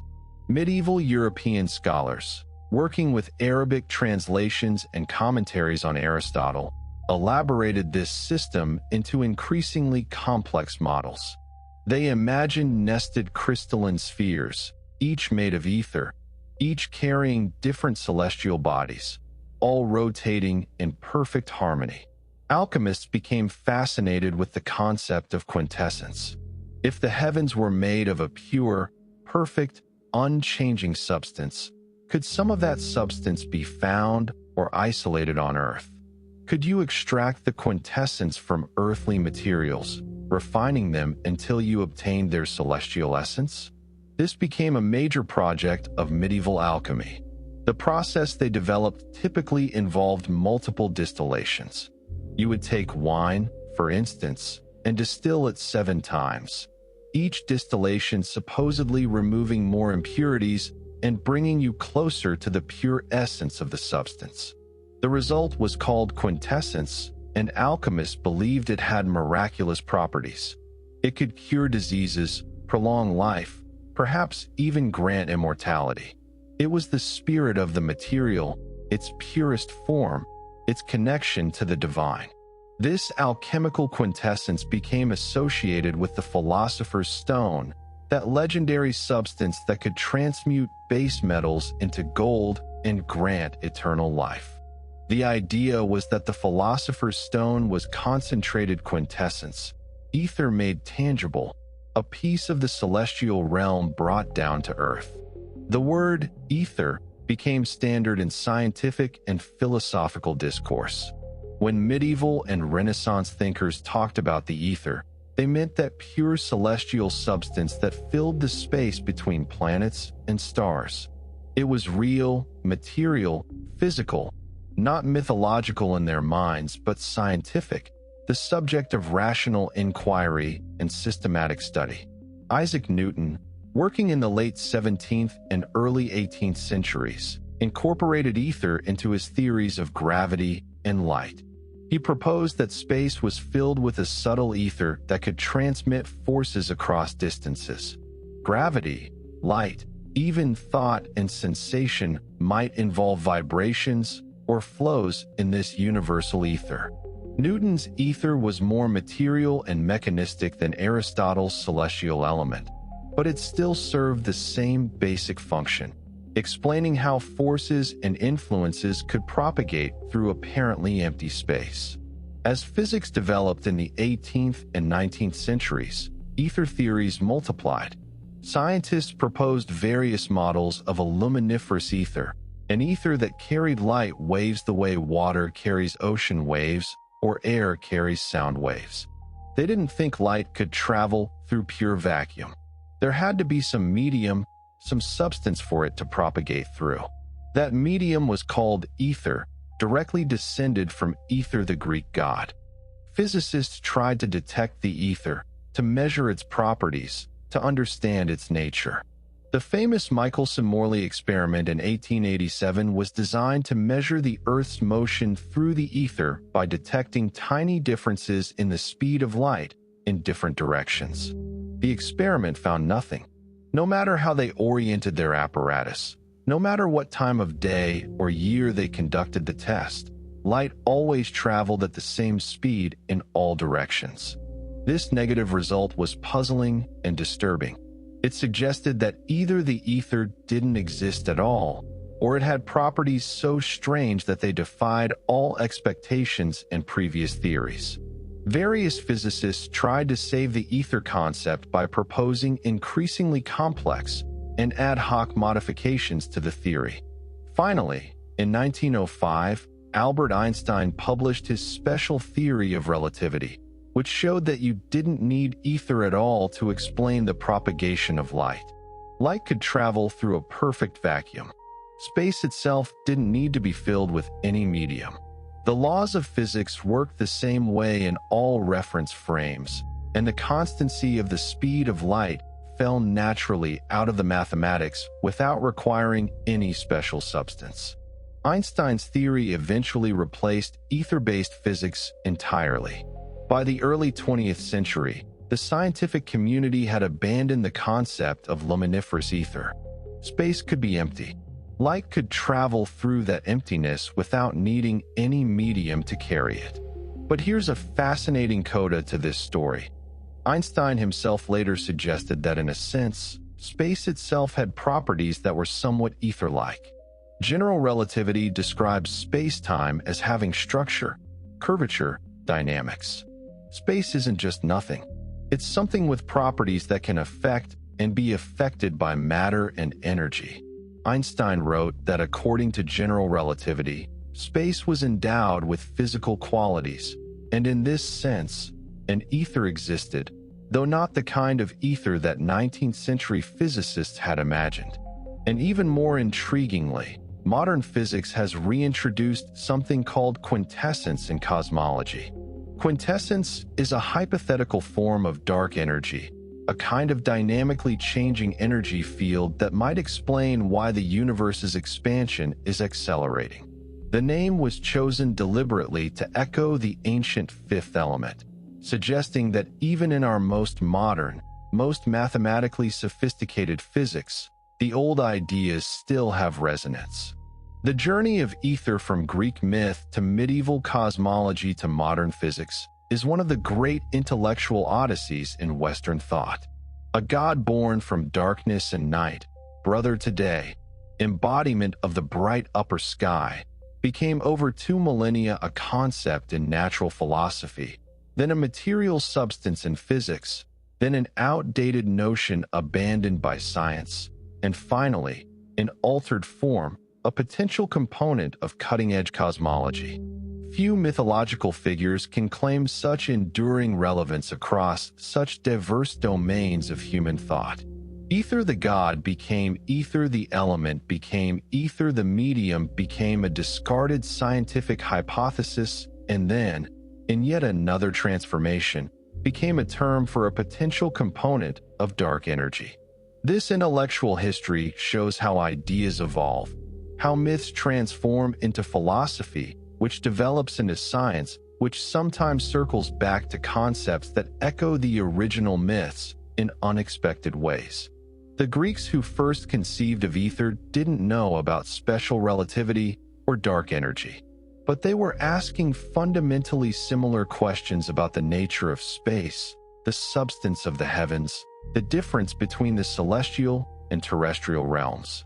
And their answer, their mythological personification of the upper air as a primordial god, captured something that would resonate through centuries of subsequent thinking.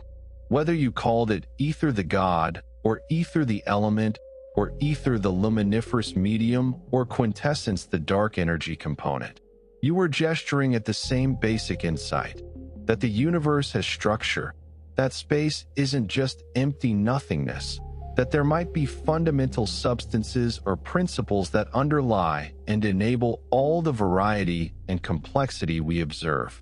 The philosophical and scientific legacy of Aether demonstrates something important about mythology in general. Myths aren't just stories. They're models, frameworks for understanding reality. And even when we outgrow the literal truth of a myth, even when we develop more accurate and sophisticated explanations for natural phenomena, the underlying insights and questions that motivated the myth often remain valid and valuable. But we're getting very abstract here, very far from the stories and personalities that make mythology engaging in the first place. It's time to return to the mythological tradition proper, to look at how Aether appeared in ancient texts, how poets and playwrights invoked him, and how he functioned in the literary and religious culture of ancient Greece. Because of all the philosophical speculation about his nature, Aether remained a figure in stories, a name in poems, a presence in hymns and prayers. Unlike gods like Zeus or Apollo who star in countless myths and appear constantly in ancient literature, Aether's presence in surviving texts is more subtle, more elusive. He's not usually the subject of extended narratives or the protagonist of dramatic tales. Instead, he appears in fragments, in references, in poetic invocations, in philosophical discussions embedded in plays and poems. Piecing together Aether's literary presence is like assembling a mosaic from scattered tiles. Each piece is small, but together they form a picture. Let's start with Hesiod, whose theogony gives us the most straightforward account of Aether's birth. Hesiod writes matter-of-factly that from Erebus and Night were born Aether and Day, conceived and born from their union in love. That's it for Aether's personal story in Hesiod. His birth is mentioned, and then he essentially disappears from the narrative as Hesiod moves on to describe the next generations of gods. But this brevity doesn't indicate unimportance. Hesiod's theogony is a genealogy, a family tree of the gods, and its purpose is to establish who came from whom, to show how the cosmos organized itself through divine procreation. Aether appears where he should in this sequence, as a child of the first generation after chaos, as a sibling to Hemera, as one of the fundamental cosmic principles that emerged at the dawn of creation. His very presence in this foundational text establishes his legitimacy and importance in the Greek divine hierarchy. Hesiod's other major work, Works and Days, focuses on practical wisdom and moral instruction rather than cosmology, so Aether doesn't feature prominently there. But Hesiod's establishment of Aether in the theogony meant that all subsequent Greek writers who referenced the standard genealogy of the gods would implicitly acknowledge Aether's place in that system. Homer, the other giant of early Greek literature, uses the word Aether multiple times in the Iliad and Odyssey, though not always in ways that clearly personify it as a god. Sometimes Homer uses Aether to mean simply the upper air, the bright sky. But there are passages where the usage suggests something more, where Aether seems to have agency or character. In the Iliad, Homer describes sleep climbing, a fir tree exceeding tall, the highest that then grew on Ida, and it reached up through the mists into Aether. Here, Aether is a realm, a destination, a place above the ordinary world where divine beings can go. It's separate from the lower mists, distinguished by its height and its quality. Aeschylus, the great tragedian of the 5th century BCE, gives us some of the most powerful invocations of Aether in all Greek literature. In his play Prometheus Bound, the Titan Prometheus, chained to a rock and suffering eternal torment for giving fire to humanity, calls upon the cosmos to witness his suffering. He cries out, "O you bright sky of heaven, you swift-winged breezes, you river waters, and infinite laughter of the waves of sea, O universal Mother Earth, and you, all-seeing orb of the sun, to you I call. See what I, a god, endure from the gods." That phrase, bright sky of heaven, is translating the Greek Dios Aether, the ether of Zeus, or the divine ether. Prometheus is calling on ether as a witness to injustice. Later in the same play, Prometheus addresses Holy Mother mine, and you firmament that revolves the common light of all, again referencing ether as a fundamental cosmic force, associated with his mother Themis, but also existing as a separate entity capable of witnessing and perhaps responding to the pleas of suffering beings. Aristophanes, the comic playwright, gives us several important references to ether and even includes him in one of the most creative parodies of Greek cosmogony ever written. In his play The Clouds, Aristophanes has his protagonist Socrates, who is being satirized mercilessly, invoke the most mighty air that keeps the earth suspended in space and bright ether. The joke here is partly at the expense of philosophers who were seen as abandoning traditional gods in favor of abstract natural principles. But the reference still confirms that ether was understood as a major cosmic force worthy of invocation. Even more remarkably, in the play The Birds, Aristophanes presents an elaborate parody of creation myths. His comic chorus sings a version of cosmogony that begins, "At the beginning there was only chaos, night, dark Erebus, and deep Tartarus. Earth, air, and heaven had no existence. From this primordial state, black-winged night laid an egg in Erebus, from which Eros hatched, who then mated with chaos to produce the race of birds, who therefore preceded even the gods." The chorus goes on to invoke Air, the son of Erebus, which seems to conflate or confuse ether, son of Erebus in the standard tradition, with air, ordinary air.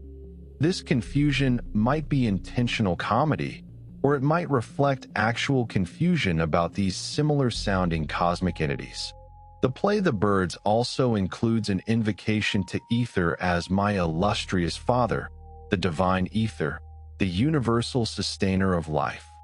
Here ether is portrayed as a life-giving principle, the father who supports all existence.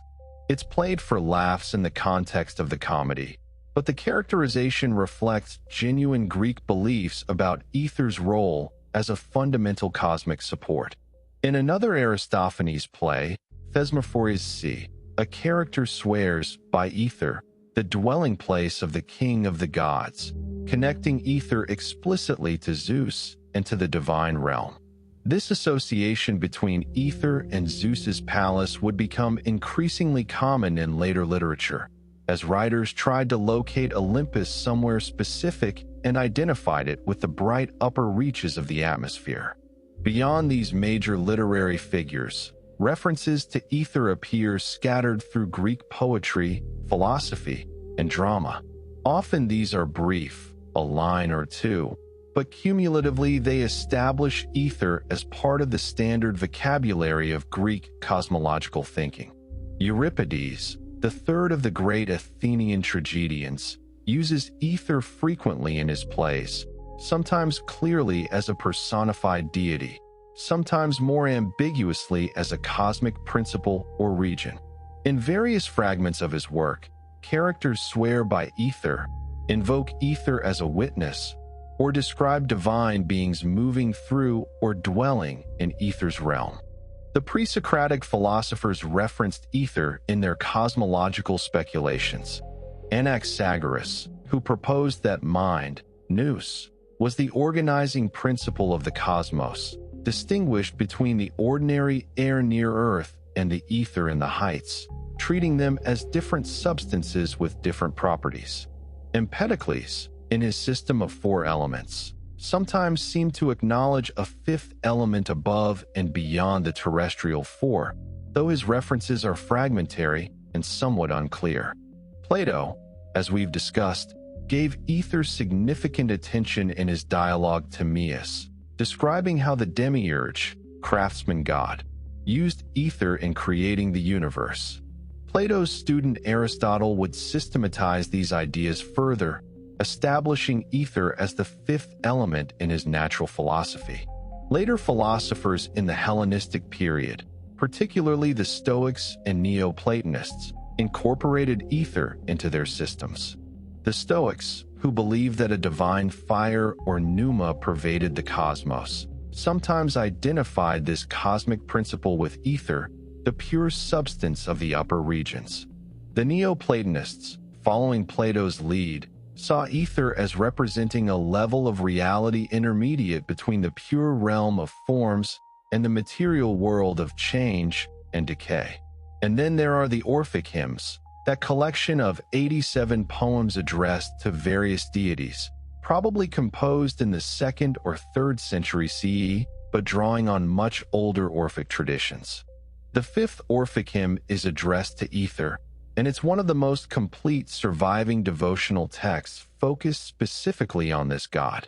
The hymn begins by acknowledging ether's power. Yours are Zeus's lofty dwelling, endless power too, of the stars, of the sun, and of the moon you claim a share. This establishes ether as the realm where Zeus lives and as having dominion over all celestial bodies.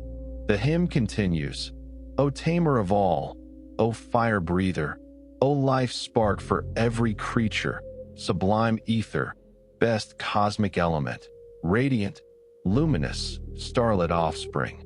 Fire breather is a fascinating epithet.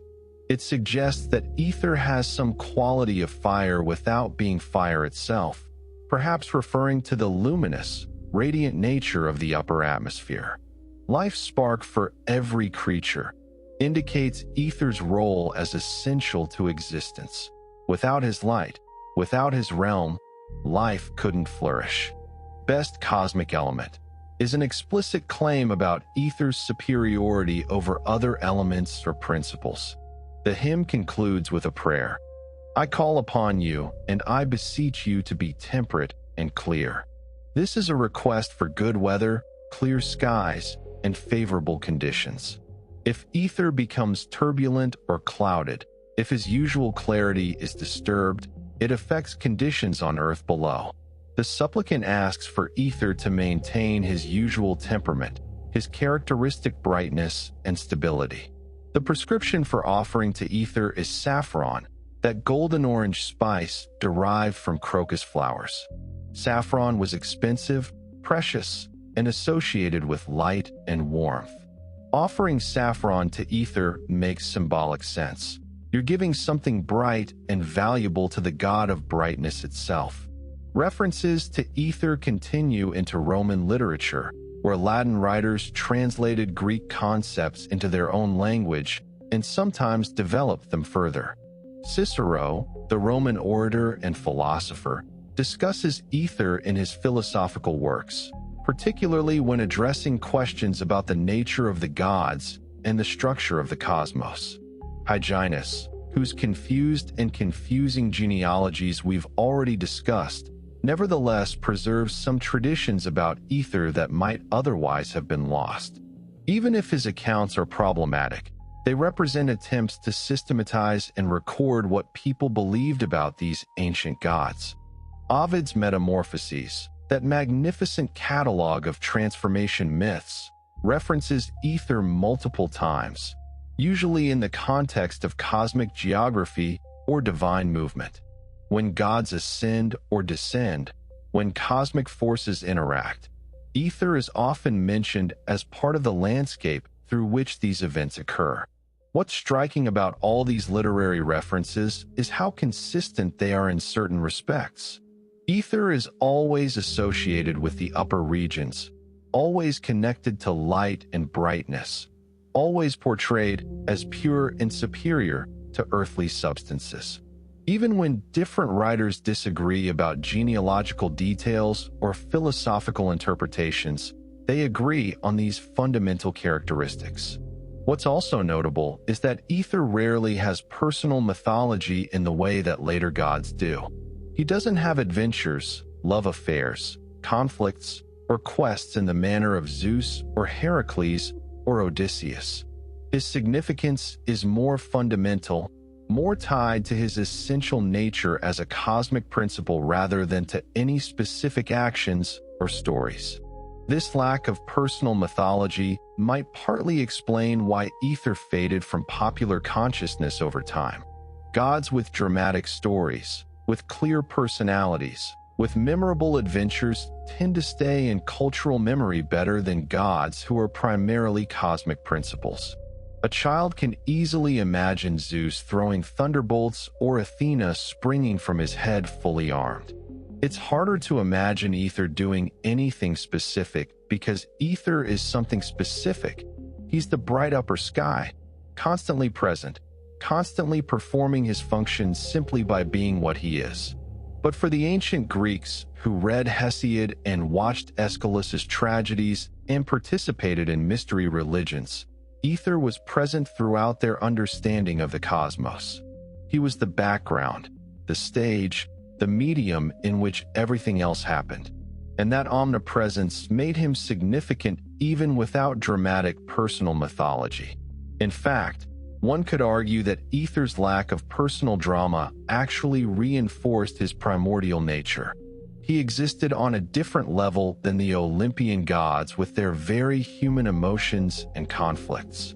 He was more ancient, more fundamental, less concerned with the day-to-day affairs that occupied Zeus and his family. This distance, this cosmic remove, marked him as belonging to a different category of divinity entirely. Here's the paradox at the heart of Aether's story. Despite being one of the most cosmologically important deities in Greek mythology, despite representing a fundamental principle essential to existence itself, Aether gradually faded from prominence and eventually from popular consciousness altogether. By the time of the late Roman Empire, few people outside of philosophical circles gave Aether much thought. And in modern times, most people interested in Greek mythology have never even heard of him. How does a god of such importance become so thoroughly forgotten? The answer reveals something profound about how religious and mythological systems evolve over time. The first factor in Aether's fading was the nature of primordial deities generally. The protogenoi were abstract, elemental, and distant.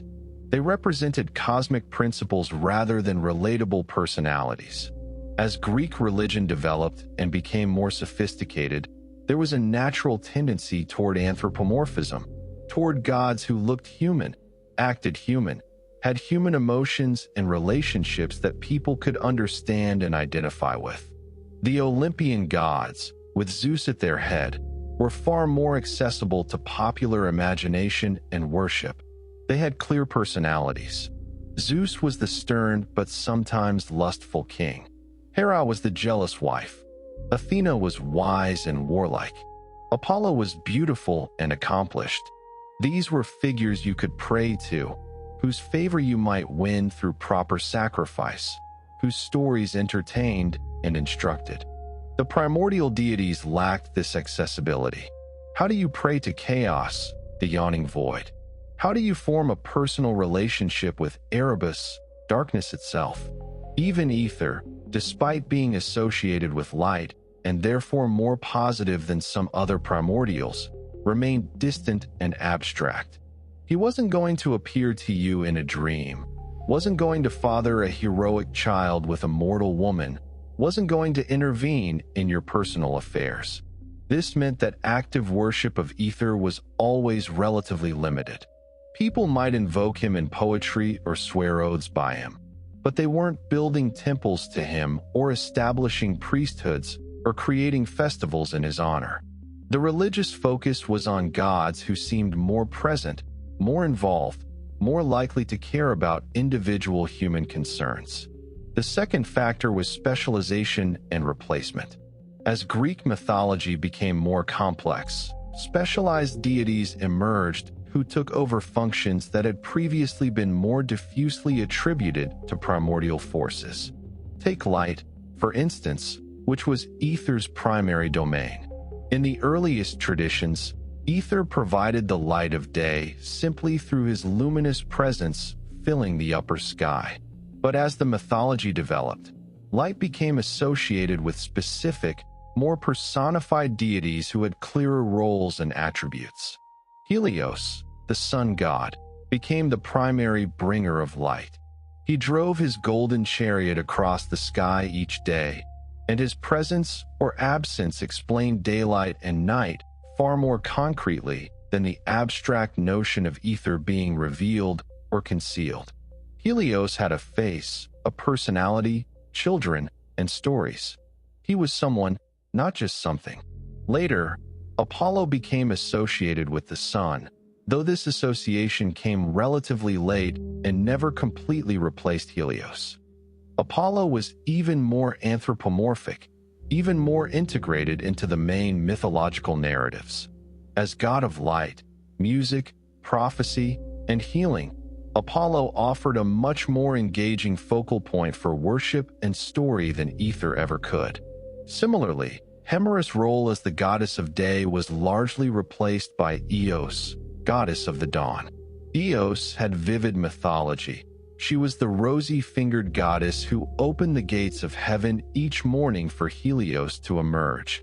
She had lovers, children, and tragic stories about her relationships. She was far more interesting as a character than Hemera, who simply dispersed darkness each morning in an abstract cosmic cycle. This pattern of replacement happened across many primordial deities. The Titans, themselves children or grandchildren of primordial gods, became more prominent than their ancestors. Then the Olympians replaced the Titans as the focus of mythology and worship.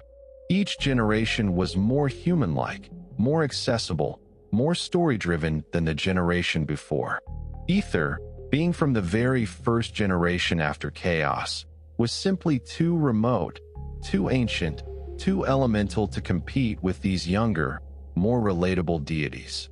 He became, in effect, obsolete, his functions taken over by gods who could perform them while also having personalities and narratives that people found engaging. The third factor was the development of philosophy and the secularization of cosmology.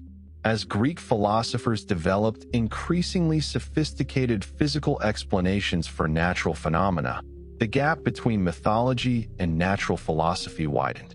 Aether became less a god to worship and more a concept to debate. We've already discussed how Aether transitioned into philosophical discourse as the fifth element, the celestial substance. But this transformation actually accelerated his disappearance from popular religious practice. When educated Greeks thought about Aether, they were thinking about a physical substance, a component of cosmology, not a personal deity who might respond to prayers. The more successful Aether became as a philosophical and scientific concept, the less relevant Aether became as a god. This might seem paradoxical, but it makes sense when you consider that philosophical explanations were deliberately trying to move away from mythological thinking, from personification of natural forces, from divine actors with wills and personalities. Aristotle's Aether didn't love Hemera, didn't have children with her, didn't protect mortals from darkness. It simply filled space and had certain physical properties that explained celestial motion. This was precisely the point, to explain phenomena through material causes rather than divine whims. So Aether the god was supplanted by Aether the element, and in the process, he ceased to be a figure anyone prayed to or thought about in religious terms. He became a footnote in cosmology textbooks rather than a living presence in religious imagination.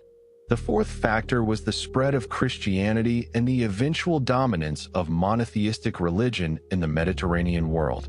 As Christianity spread through the Roman Empire and eventually became the official state religion, The entire Greek pantheon was rejected as pagan superstition. The Olympian gods, being more prominent and more obviously other gods that competed with Christian monotheism, were explicitly denounced and their worship suppressed. But the primordial deities, already fading from active worship and present mainly in old texts and philosophical discussions, simply evaporated from general consciousness. Without active religious communities keeping their names and stories alive, without temples and festivals and priestly traditions, these ancient gods were preserved only in texts that fewer and fewer people read. When medieval Europeans eventually rediscovered Greek mythology through surviving manuscripts, they focused on the stories that seemed most dramatic, most complete, most entertaining. The Olympian gods and the heroes who interacted with them became the center of attention. The primordial deities, with their abstract natures and sparse mythologies, received comparatively little interest. Aether, already faded from prominence in late antiquity, never received the kind of revival that figures like Zeus or Athena or Apollo enjoyed when Renaissance humanists became fascinated with classical mythology. He remained obscure, known mainly to specialists and scholars of ancient cosmology. A fifth and final factor was simply the nature of what Aether represented. The bright blue sky, while beautiful and certainly noticeable, isn't as dramatic or immediate as other natural phenomena. Storms, earthquakes, ocean waves, volcanic eruptions. These spectacular events demanded explanation and personification. They seemed to require divine agency because they were so powerful and unpredictable. But the blue sky? It's just there, most of the time, doing nothing particularly noteworthy. It's the default condition, the background against which more interesting things happen. This very constancy and reliability, which made Aether's protective function so valuable, also made him easy to overlook and take for granted. Compare Aether to Poseidon, god of the sea and earthquakes. Poseidon could cause shipwrecks, destroy cities, create islands, and flood coasts. He had power that was immediate, terrifying, and demanded respect. People prayed to Poseidon because they feared his wrath and sought his favor for safe voyages and calm waters. But Aether? He was always there, always benevolent, always providing light and safety in the realm of the gods. You didn't need to placate him because he never turned hostile. You didn't need to beg for his favor because he already provided it constantly and universally. And so, ironically, his very reliability and benevolence contributed to his being forgotten.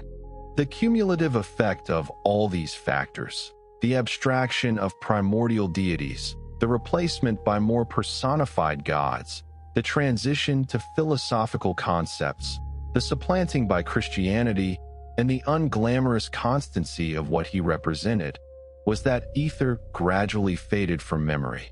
Each generation knew him a little less well than the generation before, until eventually he survived only in specialized scholarly texts, a name without stories, a concept without a living cult. And yet, there's a strange poetry to the fact that Aether, god of light, faded into obscurity. Light doesn't demand attention. It simply enables everything else to be seen. Aether's fading allows other gods, other stories, other ideas to be illuminated and examined. His absence is, in a sense, the ultimate expression of his nature, to provide the medium for other things to shine without himself being the focus of attention.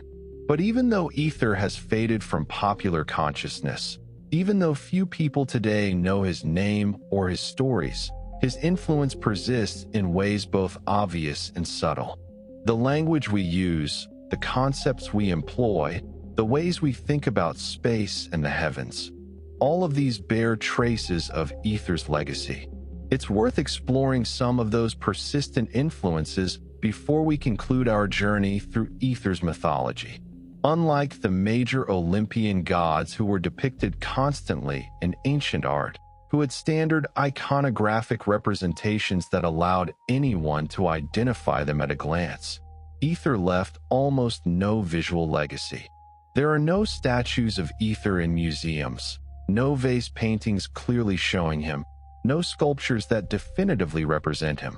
This absence is itself meaningful and tells us something about how the ancient Greeks conceived of this primordial deity. The lack of visual representation makes perfect sense when you remember what Aether was. He wasn't a being with a form. He was the bright upper sky itself, the luminous atmosphere, a substance rather than a person.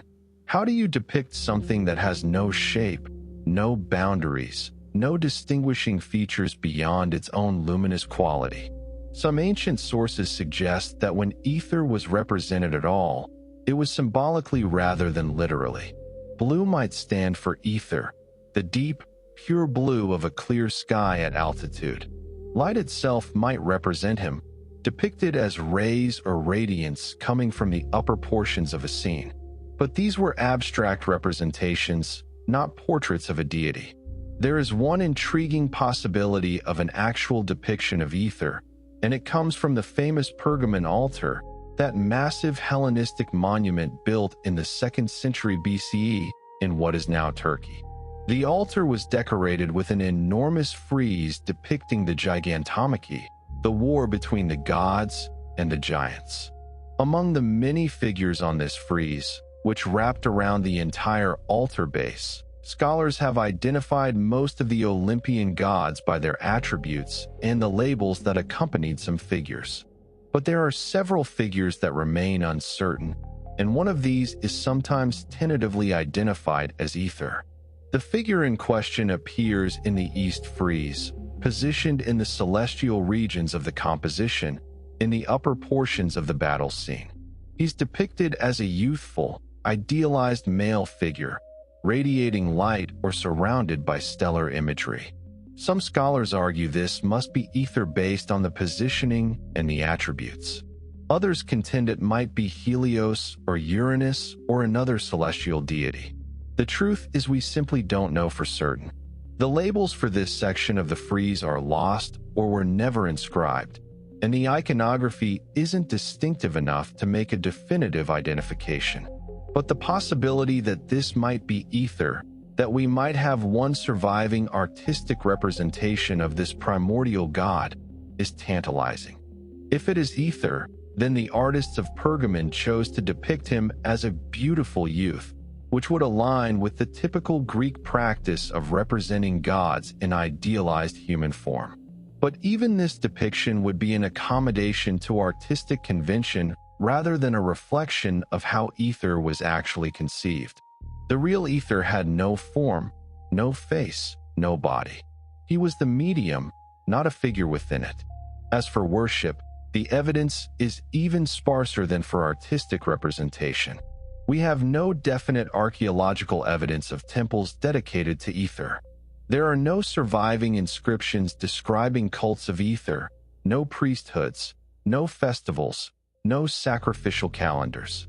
This doesn't necessarily mean Aether received no worship at all, but it does indicate that any worship he received was informal, personal, or incorporated into worship of other deities rather than existing as a separate organized cult. The Orphic hymn we discussed earlier provides evidence that some people, particularly those involved in mystery religions, did address prayers and offerings to Aether. The prescription of saffron as an offering suggests there was at least some tradition of ritual practice directed toward this god. But this seems to have been the exception rather than the rule, limited to specific esoteric communities rather than part of mainstream Greek religion. There is one intriguing reference to a shrine or sacred space associated with Aether, though the details are fragmentary and uncertain. Some ancient sources mention that on the island of Kos, there was a place of worship associated with Aether, Hemera, and Helios together. This makes mythological sense. The upper atmosphere, the daytime, and the sun were naturally connected phenomena, and worshipping them together acknowledged their interdependence. If this shrine existed, It might have been a place where people came to offer prayers for good weather, clear skies, and favorable conditions for travel or agriculture. Sailors might have petitioned these deities for safe voyages under clear heavens. Farmers might have asked for the right balance of sun and rain. But we have almost no details about actual practices or how widespread such worship was. The lack of organized worship for Aether reflects a pattern common to most primordial deities. They were acknowledged, respected, included in cosmological accounts and genealogies, but they weren't the focus of active religious devotion. Greeks prayed to gods they believed might intervene in their lives, might grant specific favors, might respond to offerings and sacrifices. Aether, like other primordial deities, seemed to operate on a different level. He was the cosmic infrastructure, not a potential patron or helper. You didn't petition Aether for help with a specific problem because his function was universal and constant. He was always already providing light, always already maintaining the divine realm, always already protecting the world from the overflow of primordial darkness. This doesn't mean Aether was unimportant. Quite the opposite. He was so important, so fundamental, that his functions were beyond the scope of individual petition. You don't pray to gravity to keep you on the ground. You don't sacrifice to the laws of thermodynamics. Aether operated at a similar level of cosmic necessity. When Greeks did invoke Aether, it was typically in poetry, in odes, in appeals to cosmic forces as witnesses to important declarations. Invoking Aether was a way of calling upon the heavens themselves, the divine realm, the eternal order of things. It was a rhetorical and religious gesture that acknowledged his importance without necessarily expecting a specific response.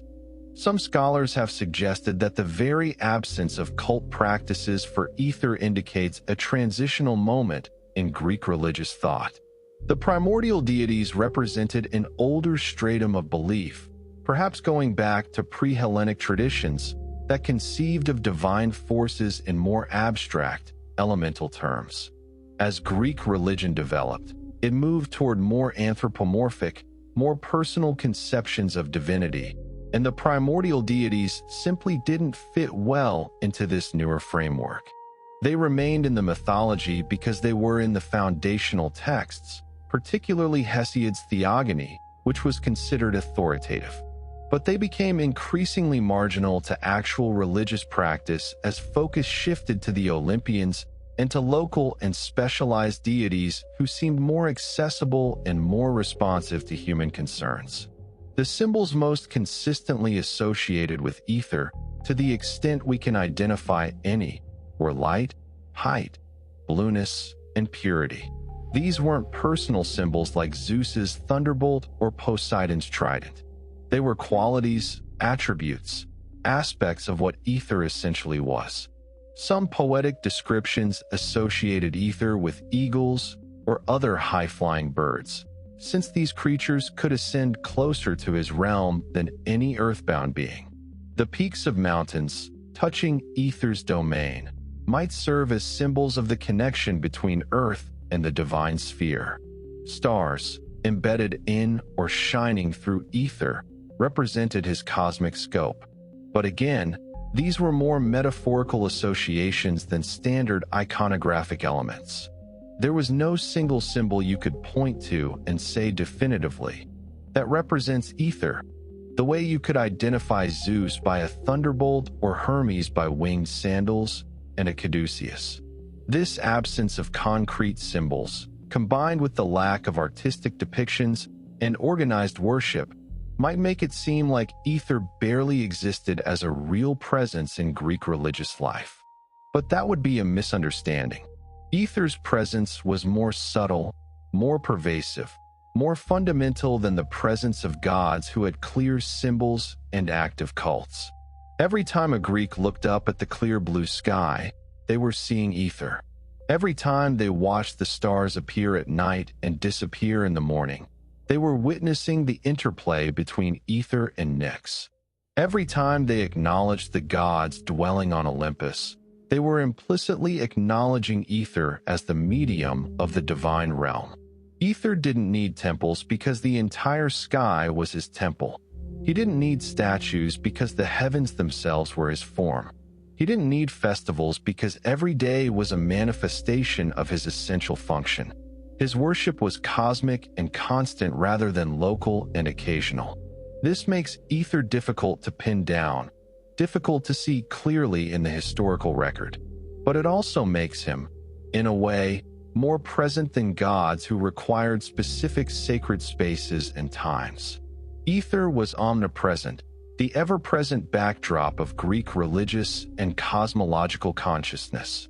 Understanding this helps us appreciate why, even though ether faded from active worship and explicit acknowledgement, his influence persisted in ways that are still visible today. The concepts he embodied, the questions he helped answer about the nature of the cosmos, the role he played in establishing a hierarchical structure to reality, all of these continued to shape Western thought long after his name was forgotten. The story of ether doesn't end in antiquity. Even though the god himself faded from religious consciousness, the concepts and ideas associated with him continued to evolve, transforming and adapting across millennia. The legacy of ether touches modern science, language, philosophy, and even popular culture in ways that might surprise you. We've already discussed how ether evolved into the philosophical concept of the fifth element and eventually into the scientific hypothesis of luminiferous ether. But let's trace this influence in a bit more detail and explore how a primordial Greek god ended up playing a role in the development of modern physics. The medieval understanding of ether as quintessence influenced everything from cosmology to medicine to alchemy. Medieval scholars, working with Aristotelian cosmology, believed that the heavens were made of a perfect, unchanging substance fundamentally different from earthly matter. This wasn't just abstract philosophy. It shaped how people understood the universe and their place in it. The celestial realm was literally different from the terrestrial realm. It was made of better stuff, governed by different laws. This fits perfectly with Christian theology's distinction between the corrupt earthly world and the perfect heavenly realm. Ether, the divine substance, became associated with heaven in the Christian sense, the dwelling place of God and the angels. Alchemists, meanwhile, pursued the extraction of quintessence from earthly materials as a practical project. They believed that all matter contained within it a spark of the celestial, a trace of the perfect fifth element. By purifying and refining substances through repeated distillations and other processes, they hoped to isolate this quintessence, which would possess miraculous properties. The language of alchemy is full of references to quintessence, celestial substance, the spirit of matter. These concepts all trace back to Greek ideas about ether as the pure, perfect substance of the upper regions. Alchemists weren't just engaging in what we'd now call chemistry. They were pursuing a spiritual and philosophical project of reuniting earthly matter with its celestial source. This alchemical tradition influenced early modern science in ways that are easy to underestimate. Many of the pioneers of what we now call chemistry were trained in alchemical traditions and brought alchemical concepts with them even as they developed more rigorous experimental methods. The idea that substances could be purified, that they had essential qualities that could be isolated and studied, that there were fundamental elements from which all matter was composed. These notions have roots in alchemical thinking about quintessence. As we move into the Enlightenment and the scientific revolution, ether undergoes another transformation. Natural philosophers in the 17th and 18th centuries were developing mechanical models of the universe, trying to explain all phenomena through matter and motion according to mathematical laws. But this created a problem. How do forces propagate through space?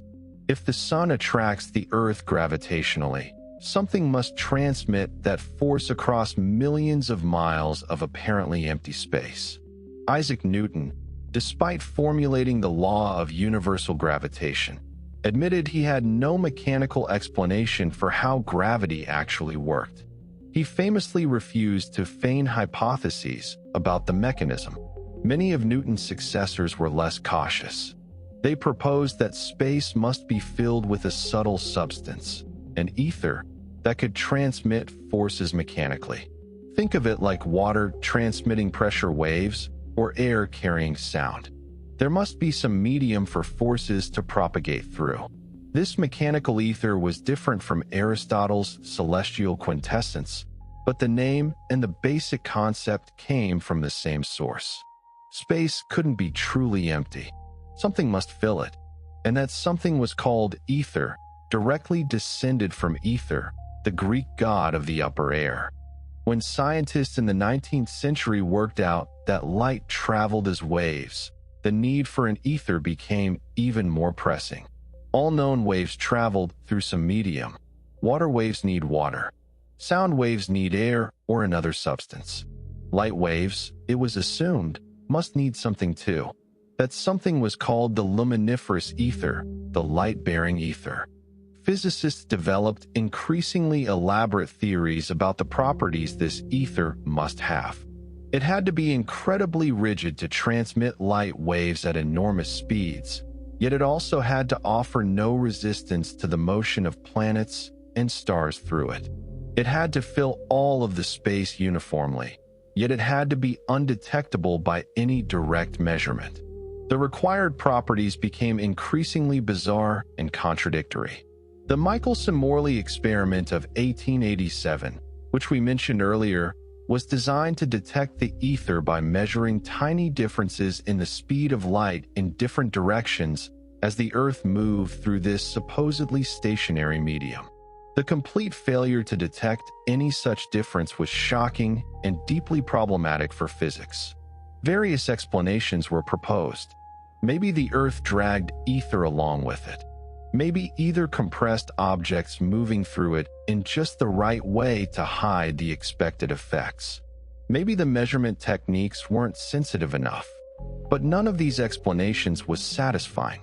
Einstein's special relativity in 1905 resolved the problem by eliminating the need for ether entirely.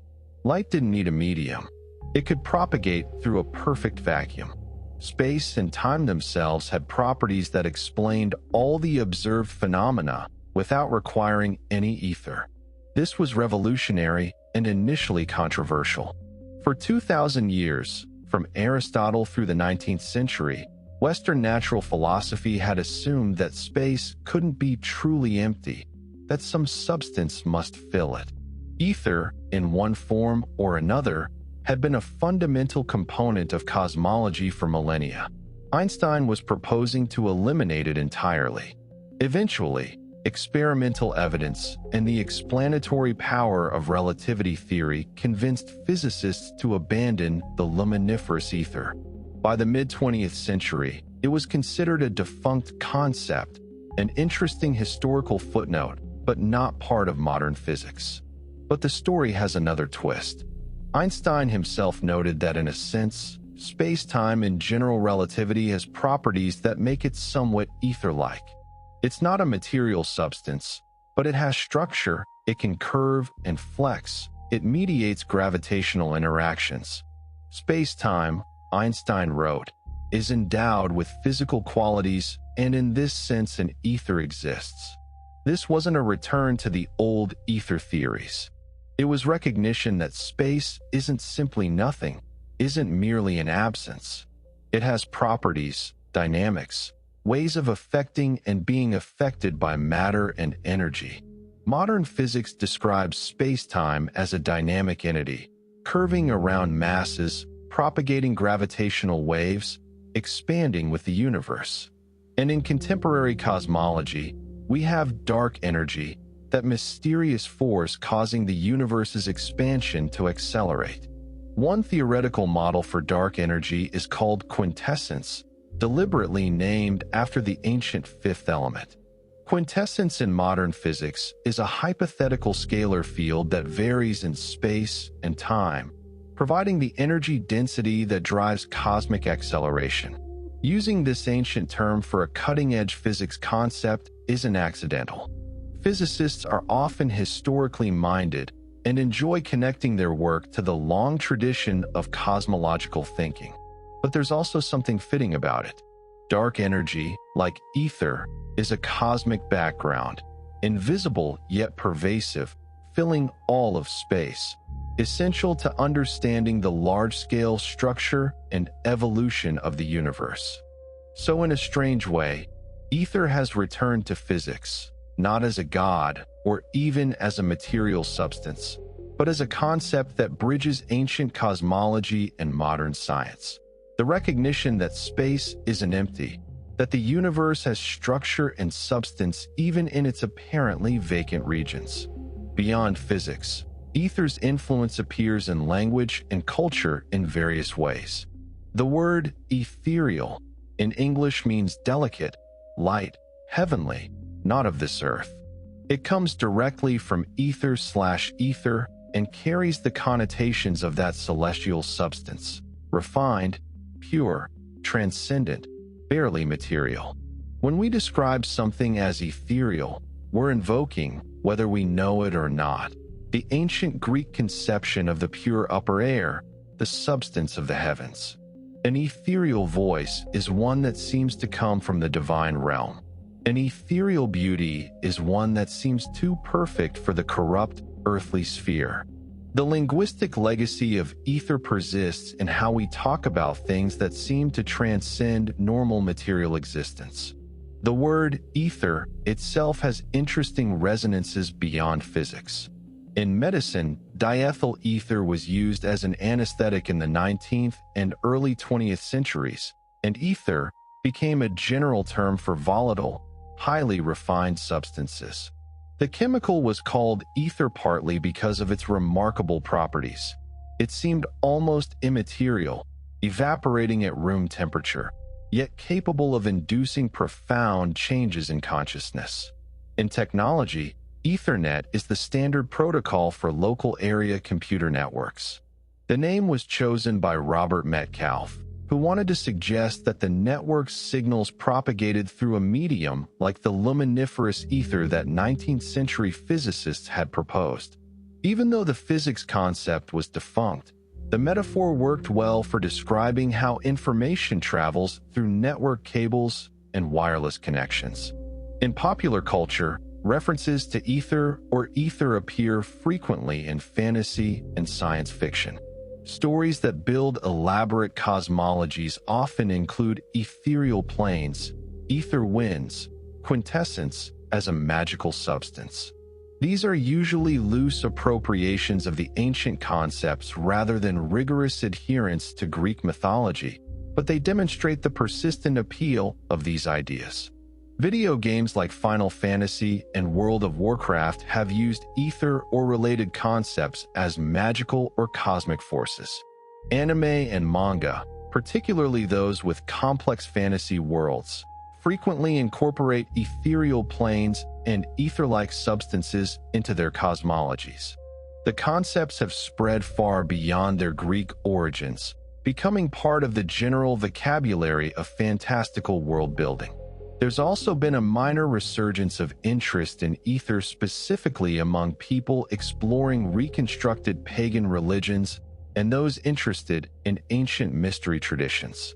Neo-pagan communities sometimes incorporate primordial deities like ether into their practices, attempting to revive or reinvent ancient forms of worship adapted to modern contexts.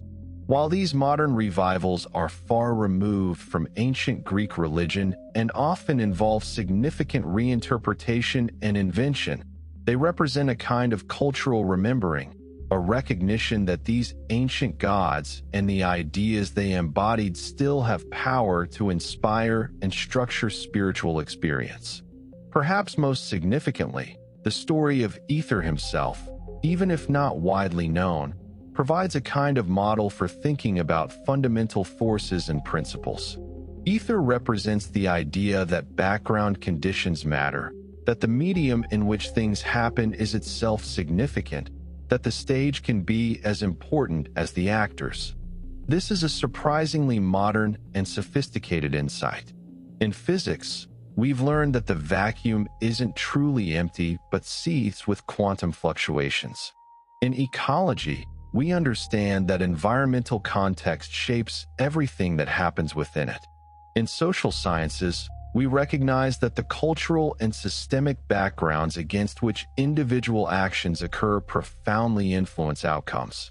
Ether, as the omnipresent but often unnoticed medium of cosmic action, prefigures all of these insights.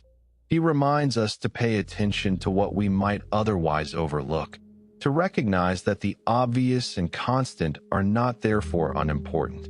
The persistence of Ether's influence across 2,500 years of Western thought is remarkable for a god who has no major myths, no epic adventures, no dramatic conflicts. It demonstrates that significance doesn't always come from being the center of attention, from having the most dramatic story, from being the most frequently invoked. Sometimes the most important things are the quietest, the most constant, the most easily overlooked. Ether, god of light, protector against darkness, medium of divine action, father or ancestor of countless other gods, continues to illuminate our thinking even when we've forgotten his name. His light persists, even when we no longer recognize its source. And that, perhaps, is the most fitting legacy for a god whose nature was to provide the background illumination for everything else to be seen clearly. We've traveled a long way together, from the very dawn of creation when chaos first emerged from nothingness, through the birth of Ether from darkness and night, across the daily cycles of concealment and revelation that mark the passage of time, through philosophical evolution and scientific transformation, to the modern world where echoes of this ancient god still resonate in language, thought, and culture. Ether's story is not one of dramatic action or heroic deeds. It's not a tale of battles won or quests completed. Instead, it's something more subtle and perhaps more profound. The story of a fundamental principle, a cosmic constant, a divine presence that enabled and supported all the drama and action that other gods and heroes would experience. He was the light that allowed others to be seen. He was the stage on which the cosmic drama unfolded. He was the breath of the gods, the medium of the heavens, the barrier between ordered cosmos and primordial chaos. His very existence made existence as the Greeks understood it possible. And yet, despite this fundamental importance, or perhaps because of it, Ether faded from prominence as Greek religion and mythology evolved. More dramatic gods, more personified deities, more accessible figures for worship and petition replaced him in the active religious consciousness of ancient peoples.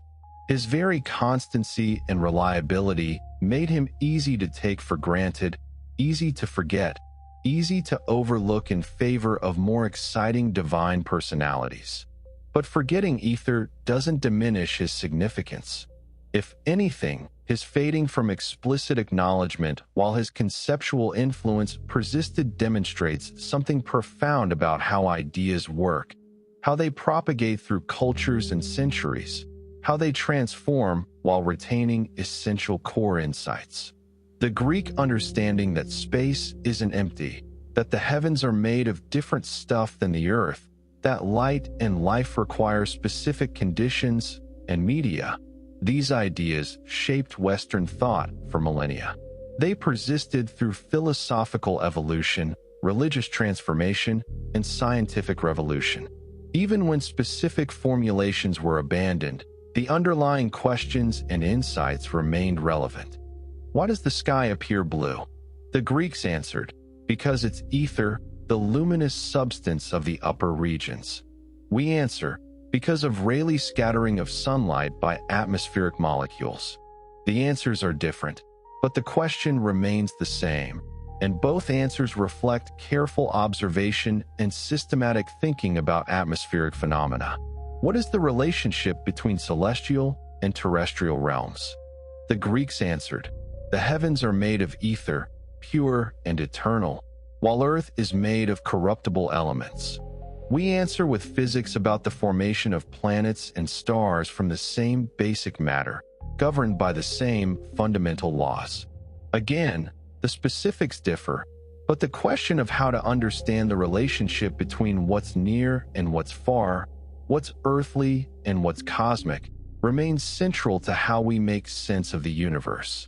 Ether represents the human impulse to understand the world systematically, to create coherent models that explain observations, to find patterns and principles underlying the chaos of experience. This impulse doesn't depend on having the right answers. It depends on asking good questions and developing frameworks that make sense of what we can observe.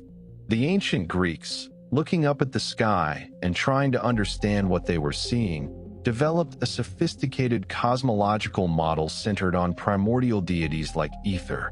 Their model wasn't scientifically accurate by modern standards, but it was intellectually serious, logically structured, and based on careful observation.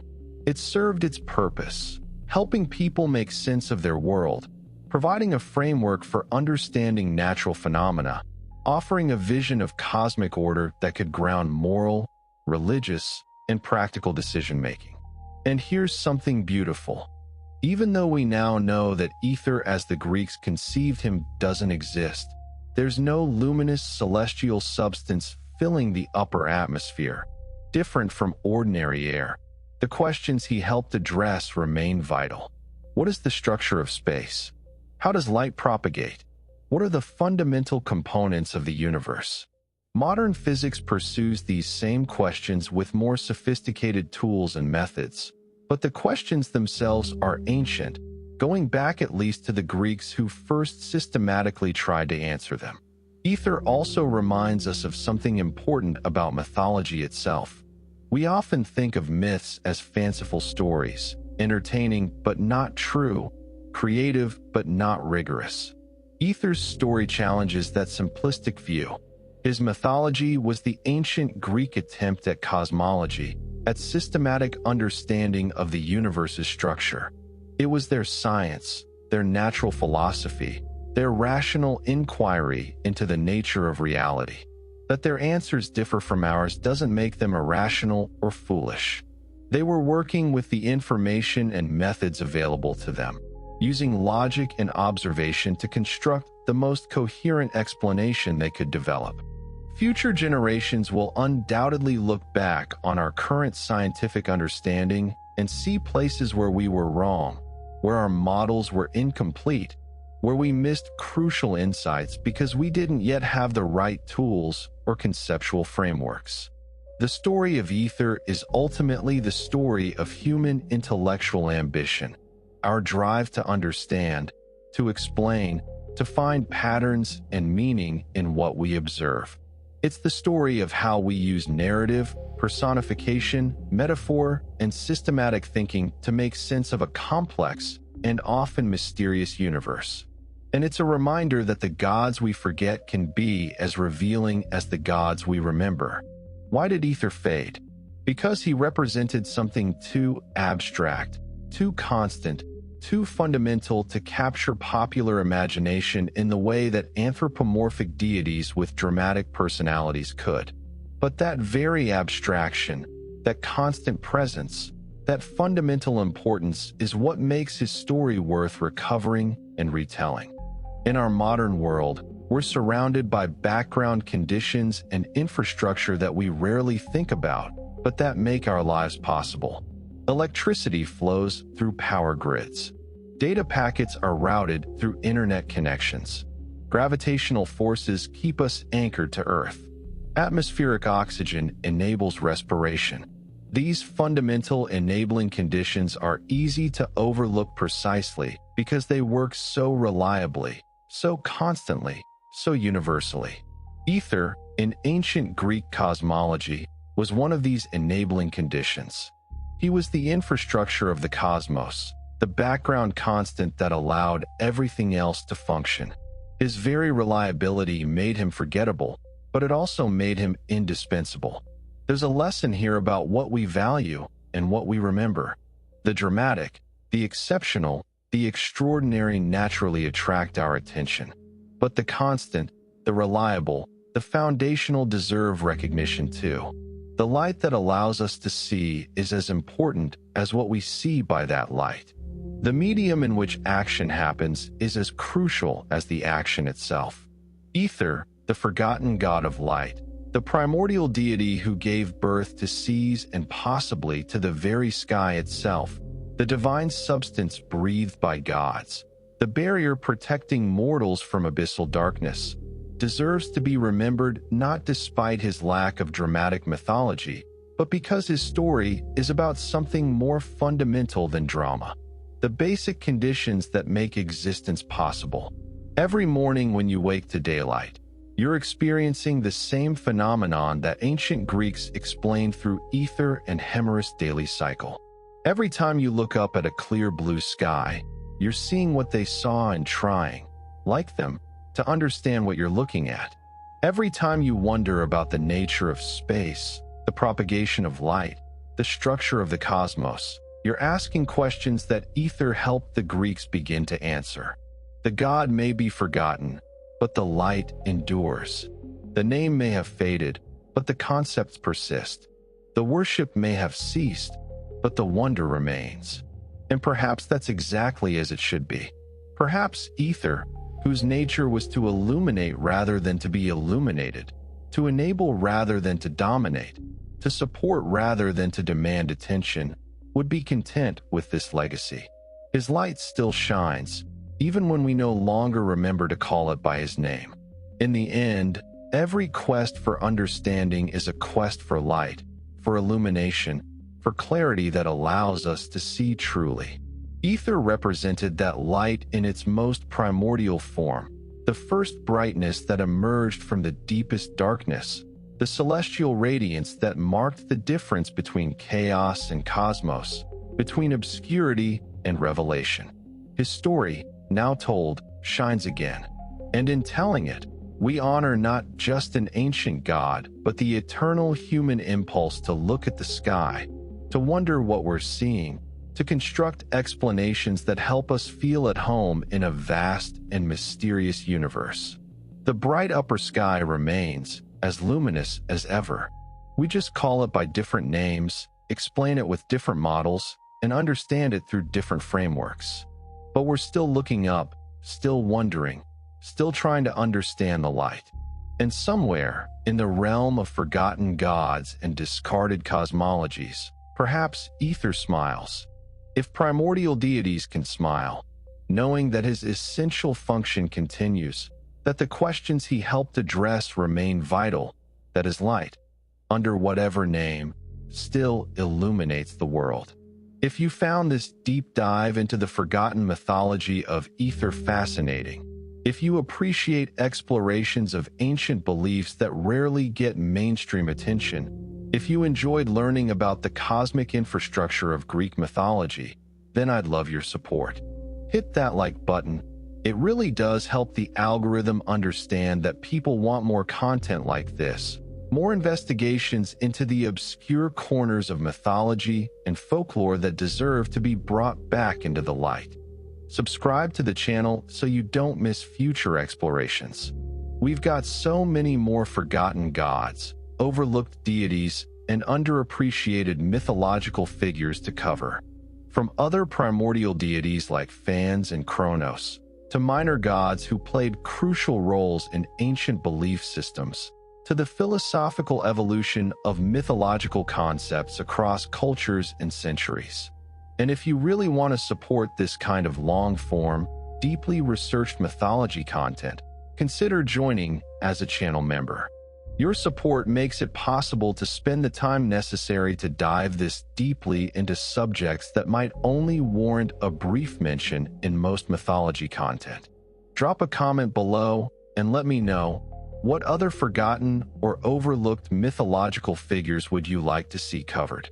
Are there primordial deities from other traditions that intrigue you? Do you think Aether deserves more recognition in modern retellings of Greek mythology? The mythology of light and darkness, creation and cosmos, the fundamental building blocks of existence. These themes appear across cultures worldwide. Aether's story is one version, but every culture developed its own cosmology, its own primordial deities, its own explanations for the light and darkness that govern our daily existence. Thank you for joining me on this journey from the birth of the cosmos to the edges of modern physics, from forgotten gods to cutting-edge cosmology. Thank you for giving Aether a few hours of your attention, for letting his story illuminate your imagination the way his light once illuminated the ancient Greek cosmos. Keep looking up at that bright blue sky. Keep wondering what you're seeing. Keep asking the questions that Aether and those who believed in him first posed millennia ago. That sense of wonder, that drive to understand, that willingness to construct frameworks and models that help us make sense of the universe. That's the true legacy not just of Aether, but of all mythology, all philosophy, all science. Until next time, may your days be bright and your curiosity endless.